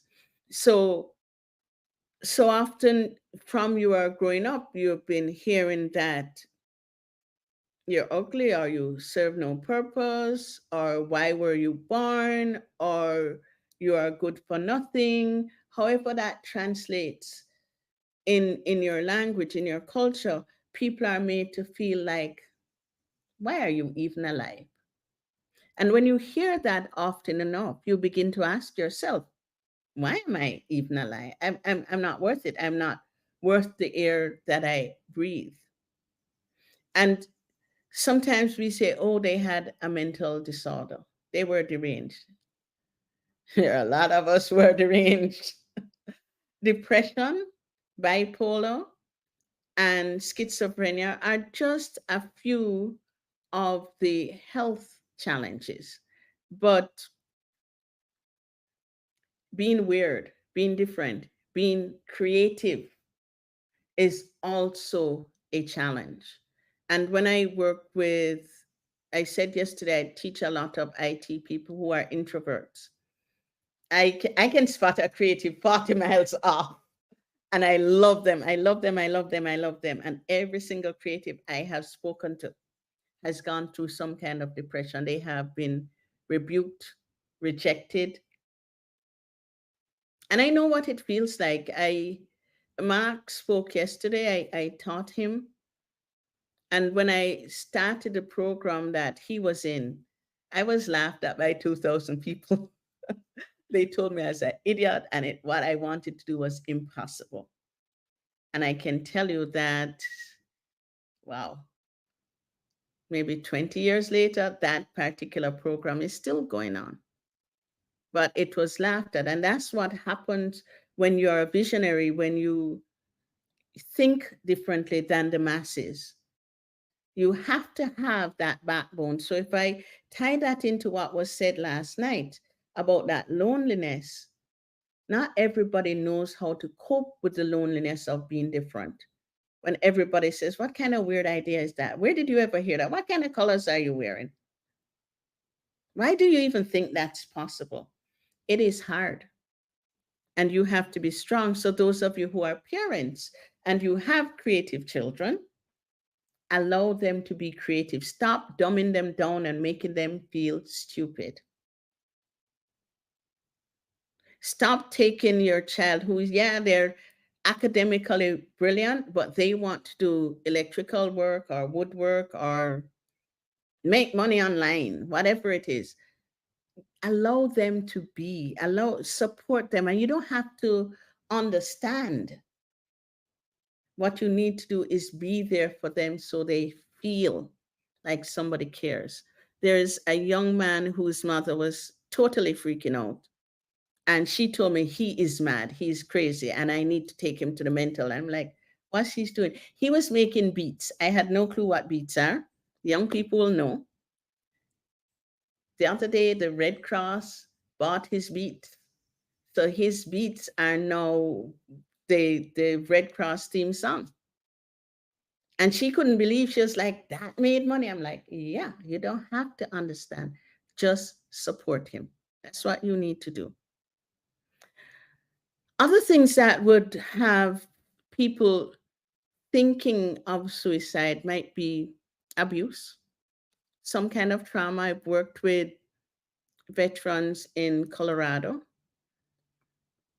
And again, I was able to see them turn around from being depressed. They have PSTD, post-traumatic stress disorder. But when we were able to give them something to do where they could say, okay, you're no longer at war, you have challenges, but all is not lost. We actually put on an art show, and the art was very expensive, and it was very, very good. One of the most powerful paintings was of a single boot, a single soldier's boot. And the soldier had put so much emotion into it that you could feel that boot stepping on you. It was, I still remember it, and I would have done that maybe 2010, 11, somewhere there. And I still remember the image because it was so emotive. And people came and looked at it, and you'd think, oh, it's just a boot. It was not a boot. He had put his heart and soul into that boot.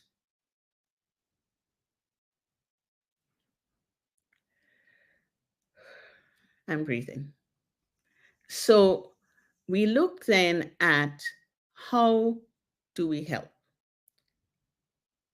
In fact, before I even talk about that, I want to ask you, what do you think? And put it in the chat. What's the effect of suicide on the family? Because so often we overlook, we talk about the person who has left us.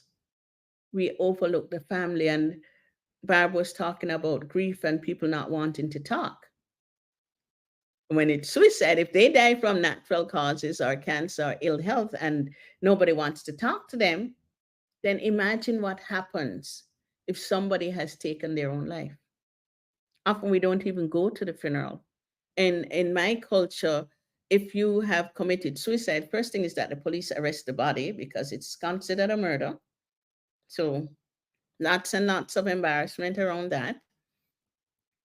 But then the body is buried, how do I say that? Across. So normally when we bury people, we bury them so they face the sun. If they were to sit up, and a lot of traditions do this, when the dead rise, they sit up, they must face the sun. if somebody has committed suicide, they're either done the reverse way or they're done across. And I hear that in a lot of traditions. So I know that there's a lot of shame, blame, and scandal around it. And so the family is not just normal grief that they're going through.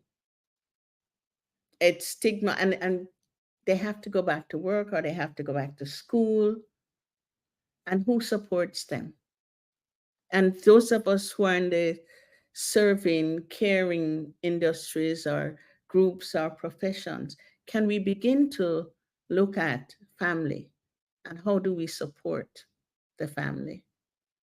One family I know, when the child committed suicide, people didn't even want to go into the store. So not just loss of child, but now they're looking at loss of income. These are things we don't talk about, but which I see way, way too much. So let's look at preventative measures, because suicide is preventable. And each one of us has a role to play in creating that supportive environment where people feel valued, they feel heard, listened to. And too often it is that, who listens? Who was listening to that young man? They saw him. I don't even know if they really saw him. And sometimes it is not the people we know who care, it's those we don't know. It's somebody who looks at us and said, something is going on. I had a client come to me. They actually pulled her out of the water and gave her my card. I have no idea who it is who referred her to me. To this day, I don't know. And she called me. She called me at about 3, 4 o'clock. And I said to her, I have class, I have to teach. Give me 3 hours, I will call you back. And I said, if you're going to kill yourself, you're going to kill it. Give me, I cannot, I really cannot. I have other obligations. And as I was teaching the class, I felt this deep pain. I ended the class, I called her, and she said she had already swallowed a bottle of whatever the medication was. She said nobody cared. And in truth, when I listened to her life story and I got to know her, I'm like, oh my God, I'm not sure that I could have survived all she did. Because we don't know people's story. We don't have a clue what most people are going through. We see them and we think, she had been through, was going through hell, absolute hell. And for her, that was the easy way out. So we had to look at, okay, what if you could just imagine yourself to be worthy? And she kept on saying, no, she's not. She'd heard that message so often. But what if, just imagine for half a second, what would that feel like for you? What would you want to be doing? And we walked through that, and over a couple months, she's still alive. I'm so happy. She's now begun to give back to society because she could see that she had a purpose, that there was a need for her here. So we need to look at how is it that we are going to promote these kinds of things, a culture of empathy, of kindness, of inclusivity, of support. Next. I want to tell you a little bit about why I do this work, why it is so important to me. Breath. Why do I believe living is worthwhile, and why do I go out of my way to help people like this? Because I know what it is like. I was raped at 18. I tried several ways of killing myself. Trust me, if there was a way, I tried it. It never worked out. And I thought that if I put as much effort, energy, and thought into living as I was putting into dying, because the dying wasn't working, and I tell people who attempt to commit suicide, that it is not as easy as it looks. And you don't want to go through that trauma of attempting. Plus, then they treat you like you're really crazy and nobody asks why. They just kind of label you. And so I was okay. It was just that, okay, this isn't working. I'm putting so much effort into this. I've given everything away. I know that I'm going, but I didn't go. Every time I tried, something stopped the act from being completed. That was the first time. When I was 40 years old, I lost 75% of movement on my right side. I couldn't walk. I had so much pain. The doctors actually told me to prepare to die. But the pain was so intense that I wished for death. I was praying for death. The nurse at the hospital actually said, because I was still smiling, and this is what we don't realize. Even when we're in pain, we smile. And she said to me, when they give you this chart and say, "Where's your pain?" And I said, "Off the chart." And she said, "You must be crazy." And she actually wrote a note about mental health. She didn't get it. When the doctors came, I had to go on morphine. My heart was enlarged. I was bleeding internally. All kind of stuff was happening. But if it was just a nurse, I would not have gotten that help. I wanted to die. And it is a young doctor. He was from Puerto Rico who came. Actually, I'd called him. I'd called the hospital to say, this is what's happening. And he said to me, "Oh, you have a Jamaican accent." I said, "Yeah." "Are you from Jamaica?" I said, "Yeah." And he said, "When you come, ask for me." And I talk about paying it forward because a Jamaican teacher, he said, had been good to him and she had seen his value, and that's why he wasn't in a gang. And so he was going to do everything to make sure I was okay. And today I'm alive, I'm kicking. I can't tell you about the pain. It comes sometimes still. But I know that shame. I know the emotional, the mental shame.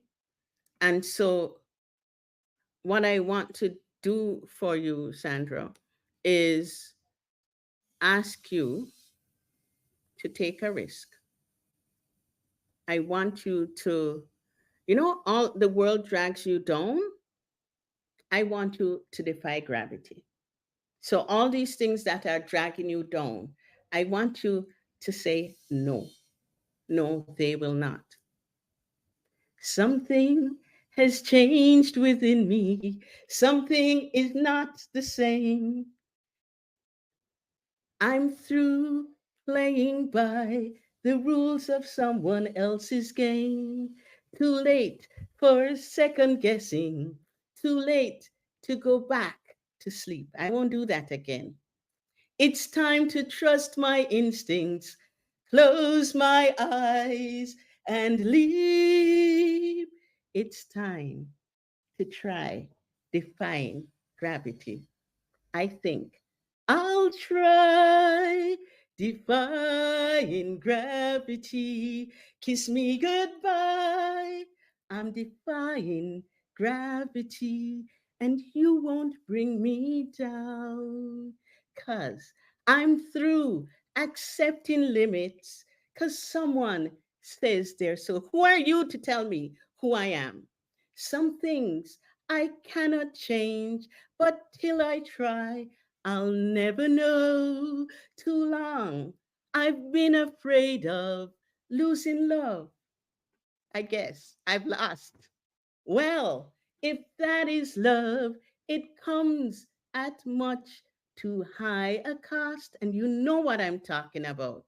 So I'd sooner buy defying gravity.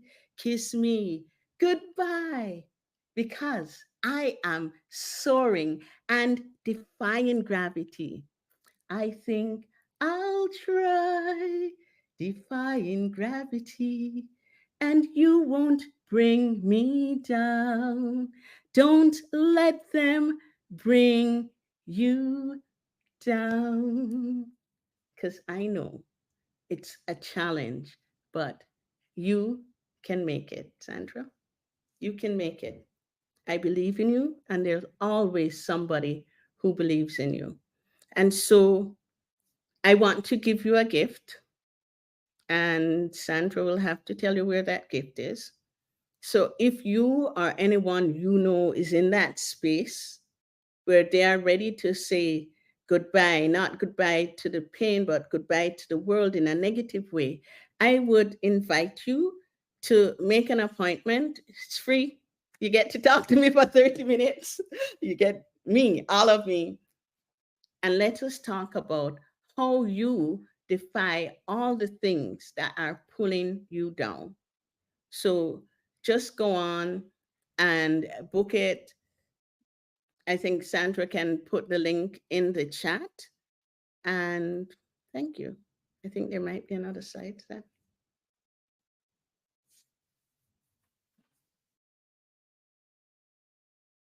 Thank you for taking the risk. Thank you for walking with persons. I'm going to thank you in advance for beginning to create that culture of care. I'm thanking you. I'm putting you on the spot because I am thanking you and asking you, please, to begin to look after our brothers, our sisters, our youngsters. There's a lot happening and there's a lot of struggle. Thank you so much.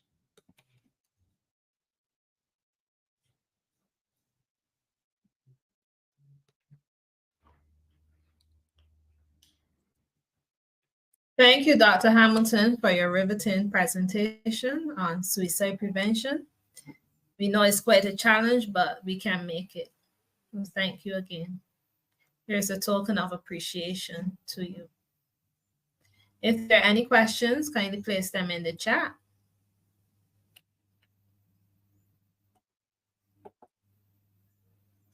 Inclusivity and support. Bargaining takes place. Sometimes the family is in denial. That is so true. Way too often, that is the truth. Somebody had asked a question earlier about the stages of grief. And yes, we go through that anger and denial, and grief is not a straight line. It's very circular, and it hits you and at the weirdest time. You see something and you remember. And I say to people, grief is a sign of love. Sometimes as I work with families that are grieving, they're feeling guilty, and I have to say to them, did you do your best? Because all we can do is our best. And so pay it forward.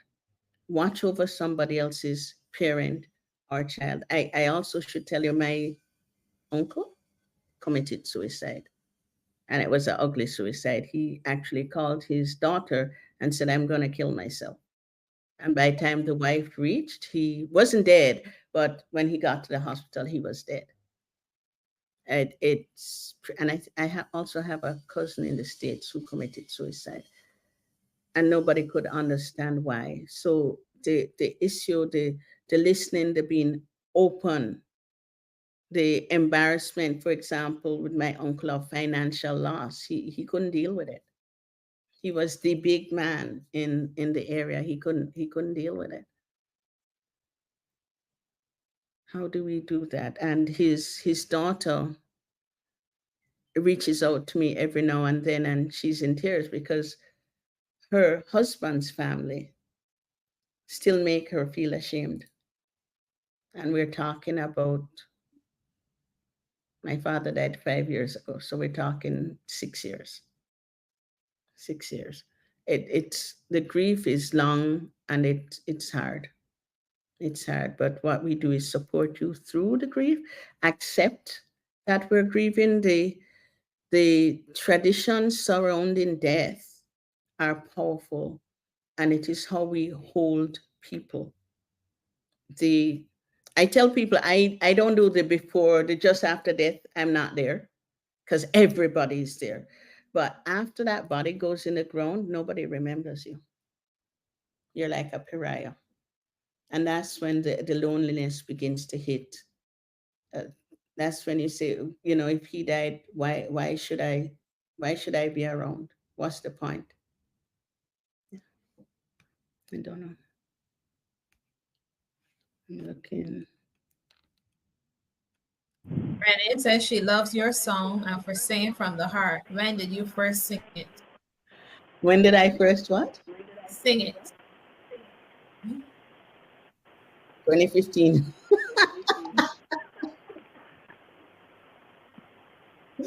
Yeah. Thank you so much, Dr. Hamilton. Thank you You're welcome. so much for that lovely presentation. We indeed need to be aware of the consequences of suicide and what leads to suicide. If you have seen any presentation that you've loved so far since yesterday, since the beginning of the summit, they will be available on our website in a bundle for just a small cost. And Shari, can you take us through the cost profile, the price profile, please? Yeah.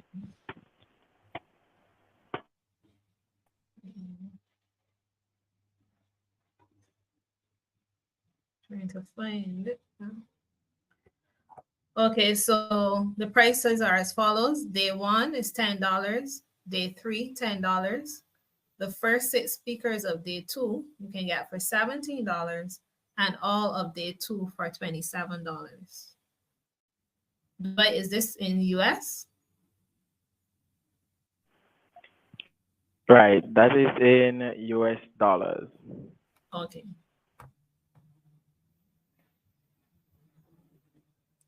So thank you again, Dr. Hamilton. And our next speaker for the morning is Christabel Brown. Christabel Brown is a creative with several international corporate brands under her belt. A model, musician, and educator, Christabel's talents and passions span the realms of beauty, social influence, community service, and the arts. A recent participant in the Jamaica Miss Universe pageant, she has captivated audiences with her grace, poise, and commitment to making positive impact. Today, Christabel will be speaking on the topic, Beyond the Filter, Understanding Social Media Influence. Welcome, Christabel.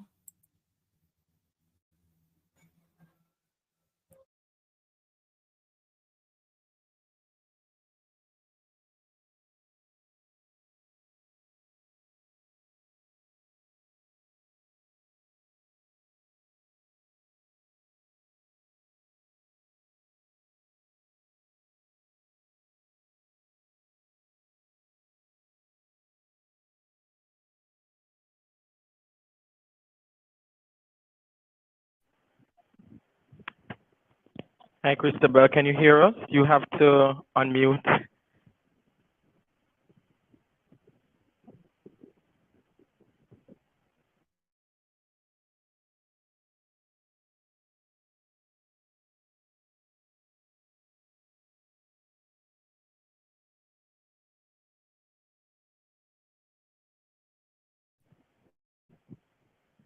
I believe you're joining from a Mac, Christabel. I believe you have to give your computer permission to use your microphone. While Chrissy is working that through, Sandra, can you just bring up the camp?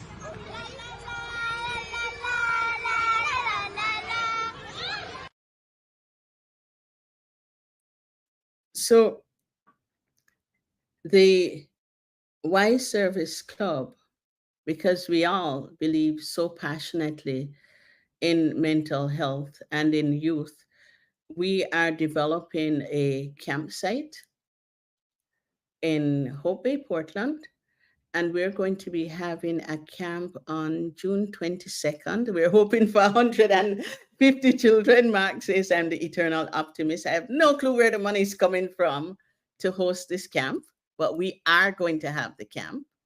And so, if you would, I would really, we all would appreciate it if you could help us to sponsor a child to this camp. There's some, let me see, most of our young wise people have been on the camp or on a camp because they have become my leaders. So Chrissy camps with me all the time, Dwight, Sandra, and they can speak to their experiences. I don't know if JT is on, but they have gone through the camp. And as we take them through the camp, it's leadership training, it's therapy, it's teaching them how to be grounded and how to get to know themselves. Because so many people are uncomfortable with silence. You take away their phone or their headphones, the music, they don't know what to do because they use it to kind of hide. And so, I don't know if Dwight can tell me how many camps we've held over the years, but we've held a number. The last one was in January, and we had about 20 people on that. So we camp in tents, as you see there. we are tent campers. We really touch the earth and we eat off the land.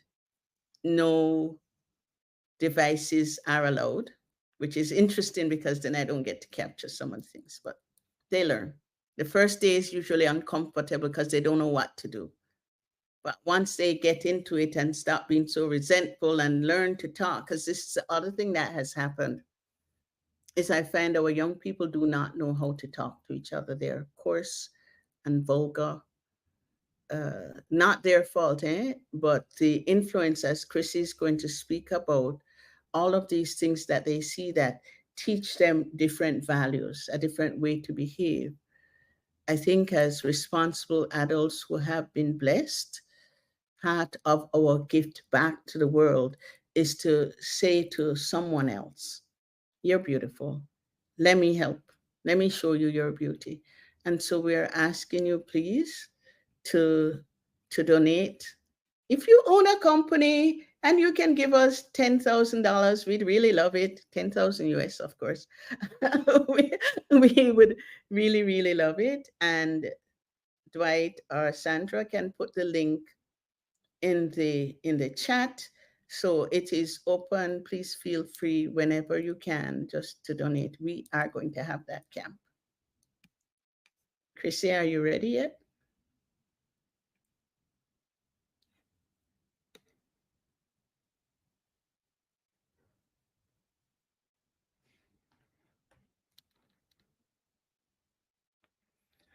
All right, so this is the time, if Christabel isn't quite ready, when you get to stretch and go to the bathroom and release all the heaviness. So let's do a 5-minute break until Christabel comes on.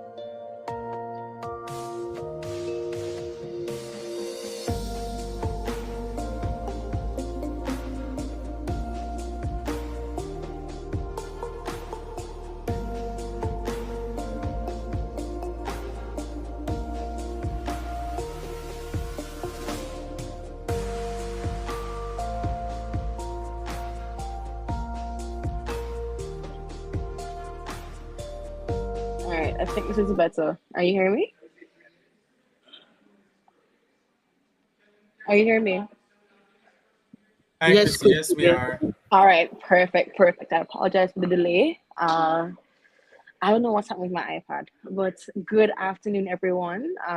Some persons good afternoon, some persons good morning, some persons good evening. Hello, wise men. How are you? Uh, Whoever wrote that introduction, I would like to. I don't know if it's me, but I'd like to say that I'm an average Joe, or Jane in this case. I would like to say that. So, whoever wrote that lovely excerpt, I need to talk to you off air a little bit, but I would give a more realistic approach as to what my topic will be. I'm actually currently going through that right now, so I'm able to give you a literal real life experience. As you'd have heard in my introduction, I was a contestant in the Miss Universe Jamaica Central 2024 pageant. I placed fifth, and they were like, "Well, the top five needs to come to Kingston." So I'm actually officially in the official Miss Universe Jamaica pageant, and it taught me. It is currently teaching me how to show up and show my best self. So whether you are on social media or not, that's the way you're supposed to show your best and genuine self. And I purposely came on like this, not fully done because I'm actually here at the shoot. And I'm showing you exactly, even if you're not prepared, you have to show someone that you are actually prepared. So I don't know if everyone can in this moment just turn on your cameras. Can everyone turn on their cameras? And as you turn on your cameras, think of the person that you're looking at in the moment. What is your story? What do you have to share? Now, the two-sided situation is that who are you on social media and who are you in real life? Is it a case that you're looking at two different personalities, or are you looking at one? Are you consistent across the board? I will give an example with my wise men history. My story, how we actually met and we went to camp. I was joining because I genuinely love to give my time. I'm of service to my community. And that's how I showed up and I showed out. That is my continuous story that will never ever change. The real question is, as wise men, as wise individuals, how do you show up and show out every day? What is your wise story? I think we want to take it back to a case where, let's say, for example, what you post on social media, is it a reflection of your best self? Is it something that you'd want, let's say, 10 years from now? Did I really write that? Did I actually say that? Because what you say now will harm you in the long run. I'll give an example of what I'm actually enduring in this pageant, in that whatever I say now will affect my thought, words, and deeds in this competition because it will judge me as a person and also my character. How will it judge you as a wise person in that? Is it that you're not practicing what you're preaching? Or is it that you're not showing up as who you are? Wise persons who are on this conference here, you know me, and I never had a red color hair. This was recently where I got my color changed. But I did not let a color or a hairstyle change who I was at the core. And at the end of the day, you do things intentionally because it shows a different side of you, a different part of your personality. Now, how do you have that reflecting on social media? It's how you communicate your story, how well you know yourself, and how the person is going to be able to relate to you. I remember for a while as a child growing up, I had a huge difficulty actually in showing up my true story because I often thought that I was misunderstood, misinterpreted, and I also was not sure of who I was at the core. And I'll be very honest with you. It's also a case where a lot of people will suffer from identity crisis. You're trying to figure out if you're supposed to be this other person when you've forgotten the real you and you're abandoning your true purpose as an individual. So what you want to go through is think about who you are, what you are, break down those pieces, and then build the real you. We're in a social media age, and most times you're living in the space to understand that, is it that whoever I show on camera, is that me 24/7? Most times you see persons come online and they'll be like, oh, well, that's not the person I know. And it's because the assumption that social media gives a different persona to the person who should in real life. Anybody will tell you, no matter what, my crazy personality will always show up because it's a part of me. It's my DNA. Anybody will tell you, I will come as I am, but I'm going to show up authentically. I'm going to show up to understand that this is who I am and that will never change. We need to understand as wise men, what is your wise story? What is your why? Your literal why? Because we're branded as wise men, we are told to acknowledge the duty that accompanies every right. But do we do this in our daily practice? Do we do this unapologetically? Does it happen just naturally? You just don't know. Where people can actually say, oh, she radiates the wisdom, or he or she does that. So it's some of these things that we want to think about. At the end of the day, people should know who you are as a wise man, because the aim is that, one, people don't really know about wise men. Let's just be real. People know about YMCA. It is your duty as a wise man to show up and explain who is a wise man. And it doesn't matter if men is gender specific. You are a wise man or a wise woman, if in that category, but you're showing up as that person, not young youth. You are showing the world that as a youth, I'm able to do so much and so much more. A lot of us youth on this call, I've actually seen the incoming youth representative. I'm happy to see him, and a lot more other youth who have been in contact with. And it's great to see you guys showing up in a space where you're able to be listening to these stories. But while you are listening in, how are you able to piece your life together to create the real you, the real authentic story you want persons to remember? So to say, for example, like one example of myself. Persons have always known me in that I'm unapologetic, I'm authentic. My story is true to who I am and I will never change. I may be a little bit crazy and do things off the horizon, but that unconventionality is what sells my personality. So I want you all to think about that. Who you are, what is your why, and at the end of the day, how do people see you in the space? What do you want people to take from interacting with you? That person's aura is probably good, it's probably great, or I didn't like it. Just something about the person, it's just not for me. So it's how in the space, it's a case where you observe yourself and you're like, well, I like how I sound, I like what I see, but also how others think of you within the space. Most times we're in this social media space, we look at the fact of people always judging us, but it's going to happen. It will always happen. But at the end of the day, we have to self-analyze ourselves. How is it that we show up in a space where we're staying true to us without fear of being judged? We need to think about those questions. What I will say is this. We are all from different regions in Wiseman International. Show your story. Because all of the regions, all of the areas, all have something different.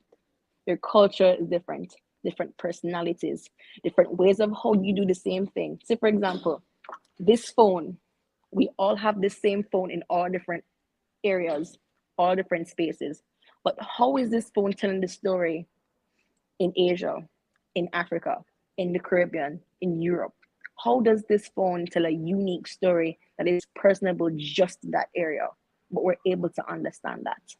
Now that's how we need to show up and show out and show who we really are. Wise men, because we're not on the forefront, we need to be able to tell our own personal story because of that personal connection. Tell your why, what got you into the movement, and why other persons should want to join you without even saying it literally. That needs to be the case.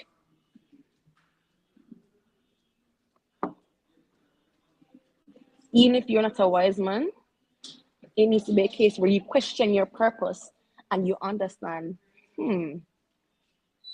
what am I telling persons that my story is?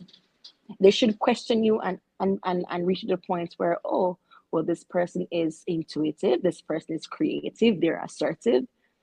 But at the end of the day, before someone tells you about who you are, you need to first know yourself. And once you're clear on that, you're able to communicate your own personal story, whether in person, in speech, or even online.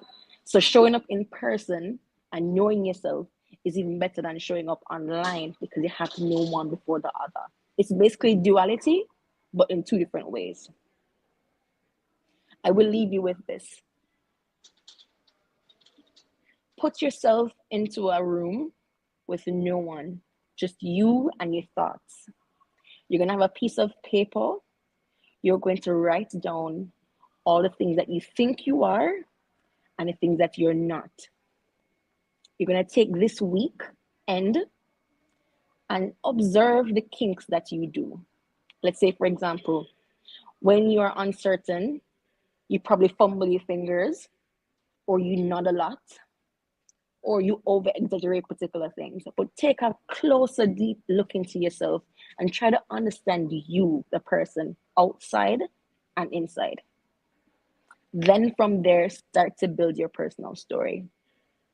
Who do you want people to remember you? How do you want to show for them to remember you by? And I think from that, you'll be able to understand who you are then before showing that to someone. I know we don't have all wise men here, but to other persons who are here, we humbly invite you to join us as wise men, because this is more than just service above self. This is about youth being youth, serving up in their community and showing their authentic selves. They show up and give regardless. At the end of the day, you are part of a global community, a global family that supports you for who you are, because we don't judge. What is your wise story? Keep that in the back of your mind. I will be leaving now, but put it in the chat. And I'd like to see your responses afterwards to know what is your story. What is your why? If you're a wise man, what is your literal why? And for the persons who are non-wise men, soon to be members, what is your WHY? Question that.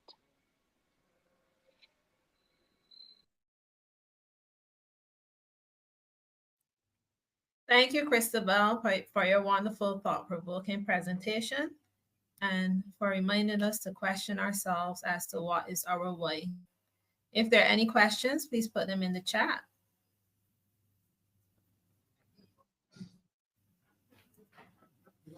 Just before you do that presentation, Chrissy did say, and yesterday people had asked how they could join us, Dwight or Sandra. There is a link where we'll collect your information. That sounds so bad, but we will call you or email you afterwards and tell you where the closest club is to you, and we'll make it happen. And if there is no club that is close to you, but you have a heart of gold, as most of us do, and are willing to give back, then we will help you to form a club. And 5 people, that's all we need. 5 people who are like-minded in spirit, in values, and want to contribute and leave a legacy. So Sandra has that up on the screen right now. So just fill out the information and we will get back to you next week.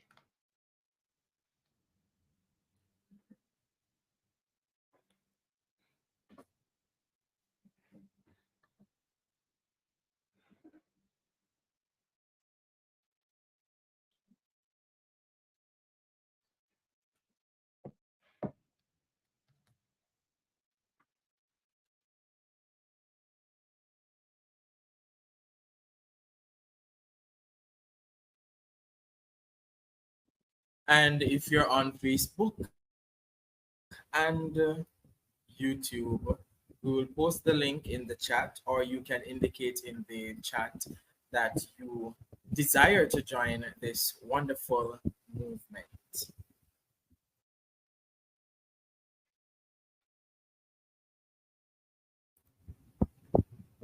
over to you, Shari. Okay, so thank you again, Chris, for your presentation. I'm not seeing any questions in the chat, but here is a plaque which we're giving to you to show our appreciation for your presentation today. Thank you once again. Sorry, Shari, can I ask a quick question that I get all the time? So, Christabel, we see a lot of the young people modeling what they see on social media. And now and then we'll see one of our influencers be not who they say they were. How do we get our youth to realize, not just people here, but in the wider space, how do we get our youth to realize that a lot of what is on TikTok or whatever other media platform is not true? All the bling and all the posting is not necessarily true.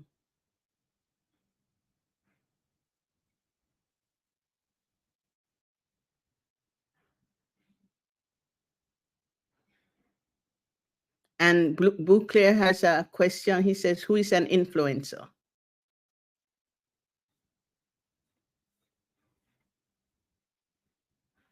So, Chrissy, where did you disappear to?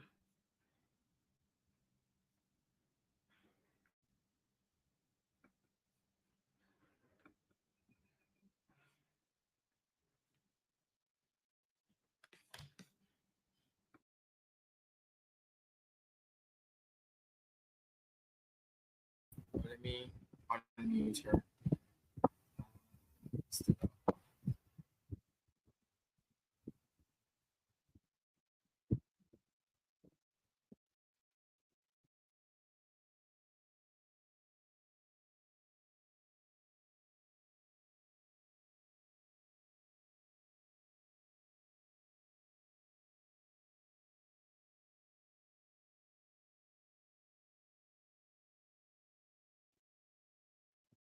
Seems she has dropped off. As she mentioned earlier, she's currently in the Miss Jamaica Universe pageant competition, and they have a lot of prejudging activities almost every weekend leading up to the official coronation. So I believe she has gone to. Well, Dwight, can you answer that question? Who is an influencer?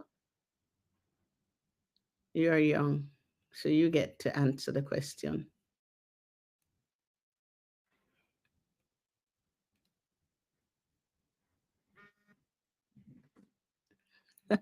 I love you, Dwight. Ladies and gentlemen, my son, who is online, has sent me 1, 2, 3, 4, 5, 6, 7. Oh my goodness. I do need to share with people that even though you see our young people here busy, they're also either like Chrissy, they're busy or at school. Okay. So be clear, I can't answer that question. Does anybody else know how we define, Sandra, you know how we define an influencer?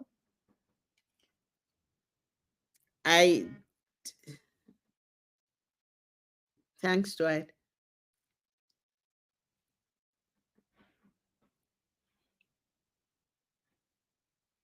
So Brian says, I worry that influencers and the focus on individuals in social media is intensifying the culture of celebrity.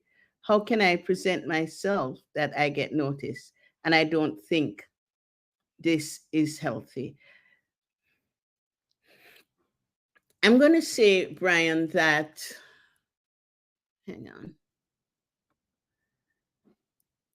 From a point of an educator, I agree, and I see a lot of it. I see a lot of behavior which is unusual, both in my culture, and I was in Marshall Islands for 3 years just before this, and we see a lot of behavior which is not a part of the culture. And I tease the girls. I said, every time you have a phone, you're doing a TikTok. Why? This is not your way. For example, in the Marshall Islands, traditionally their clothes are knee length at least.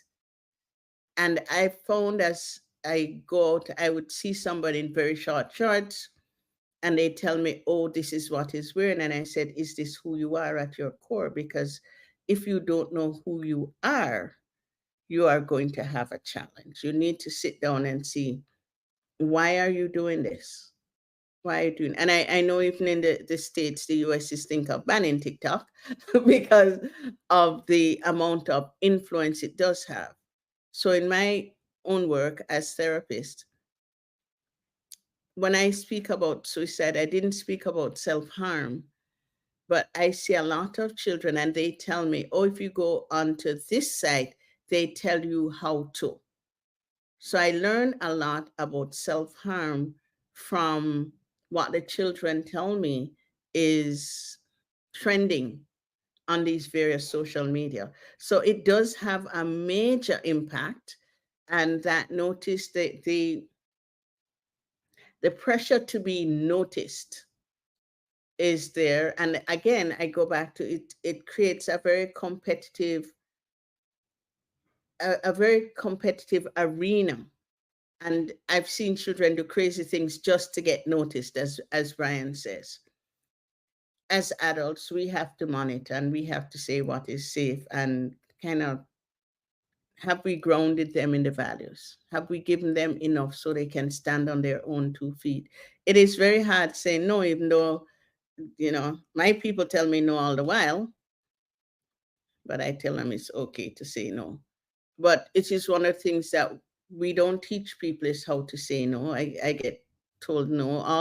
All of the millions of people I work with and children I brought up, they have learned to say, no, I'm not doing this. This is not influencing me.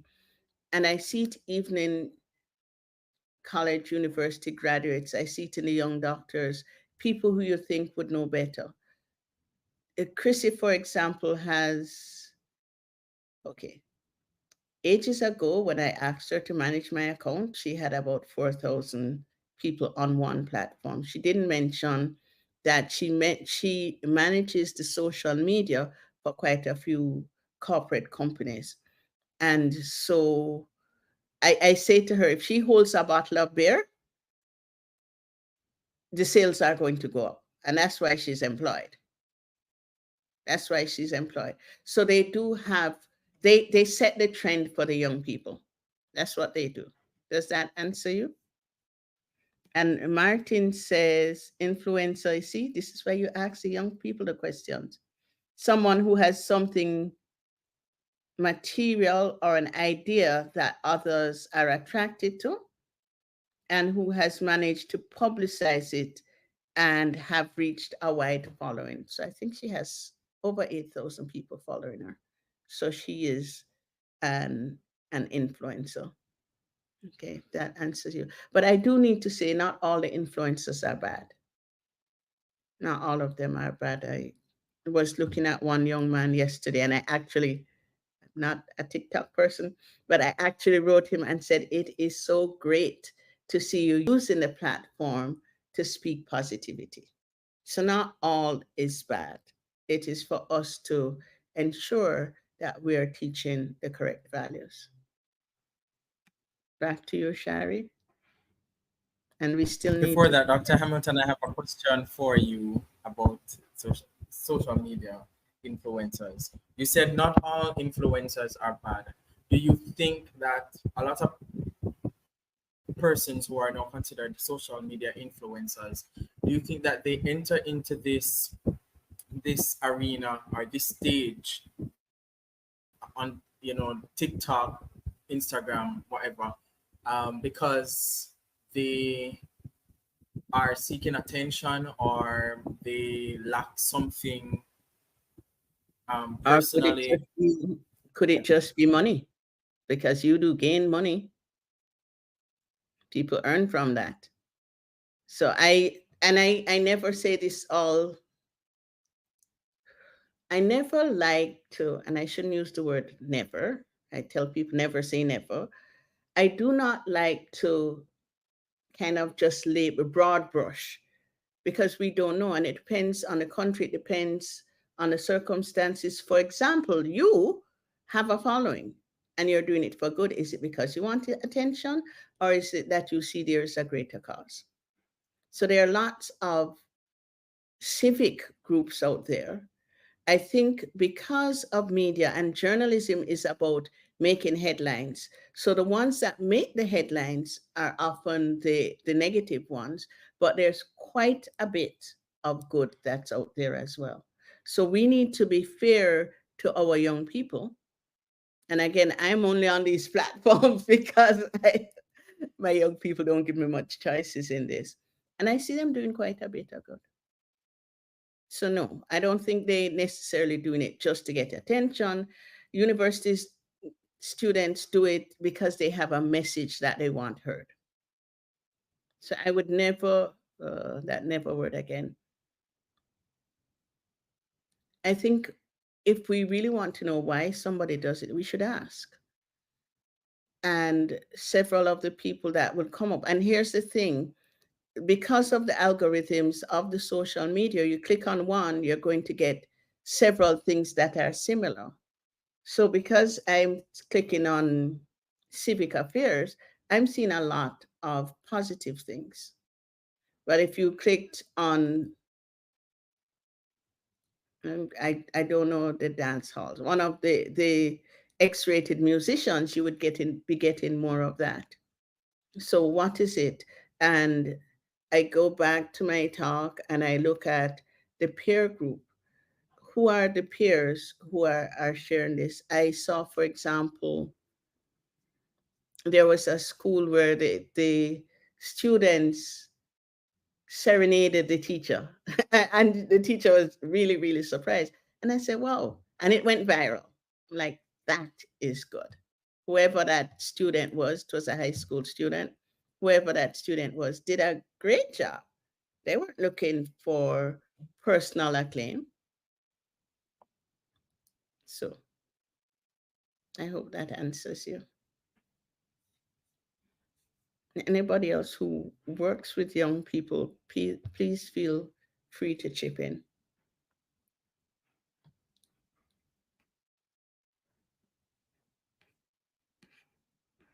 All right, Shari, if we want to present that plaque for Christabel. One of the things I'd like people to notice too is that, well, Dwight, you haven't seen Sandra and Christabel. They came through the Wiseman as teenagers.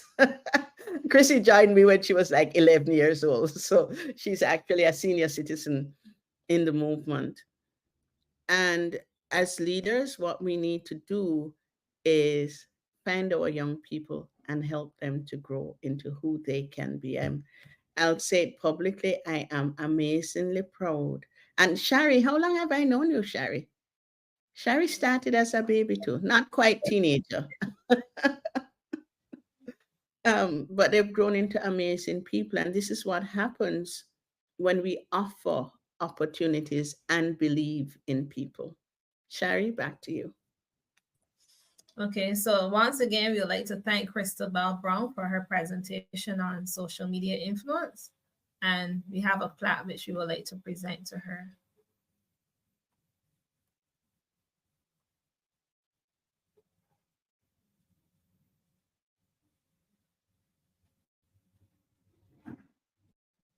So here's the plaque. Thank you once again, Christabel.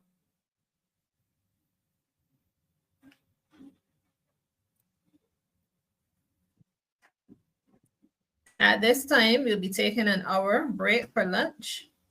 So we'll see you back in 1 hour, which will be approximately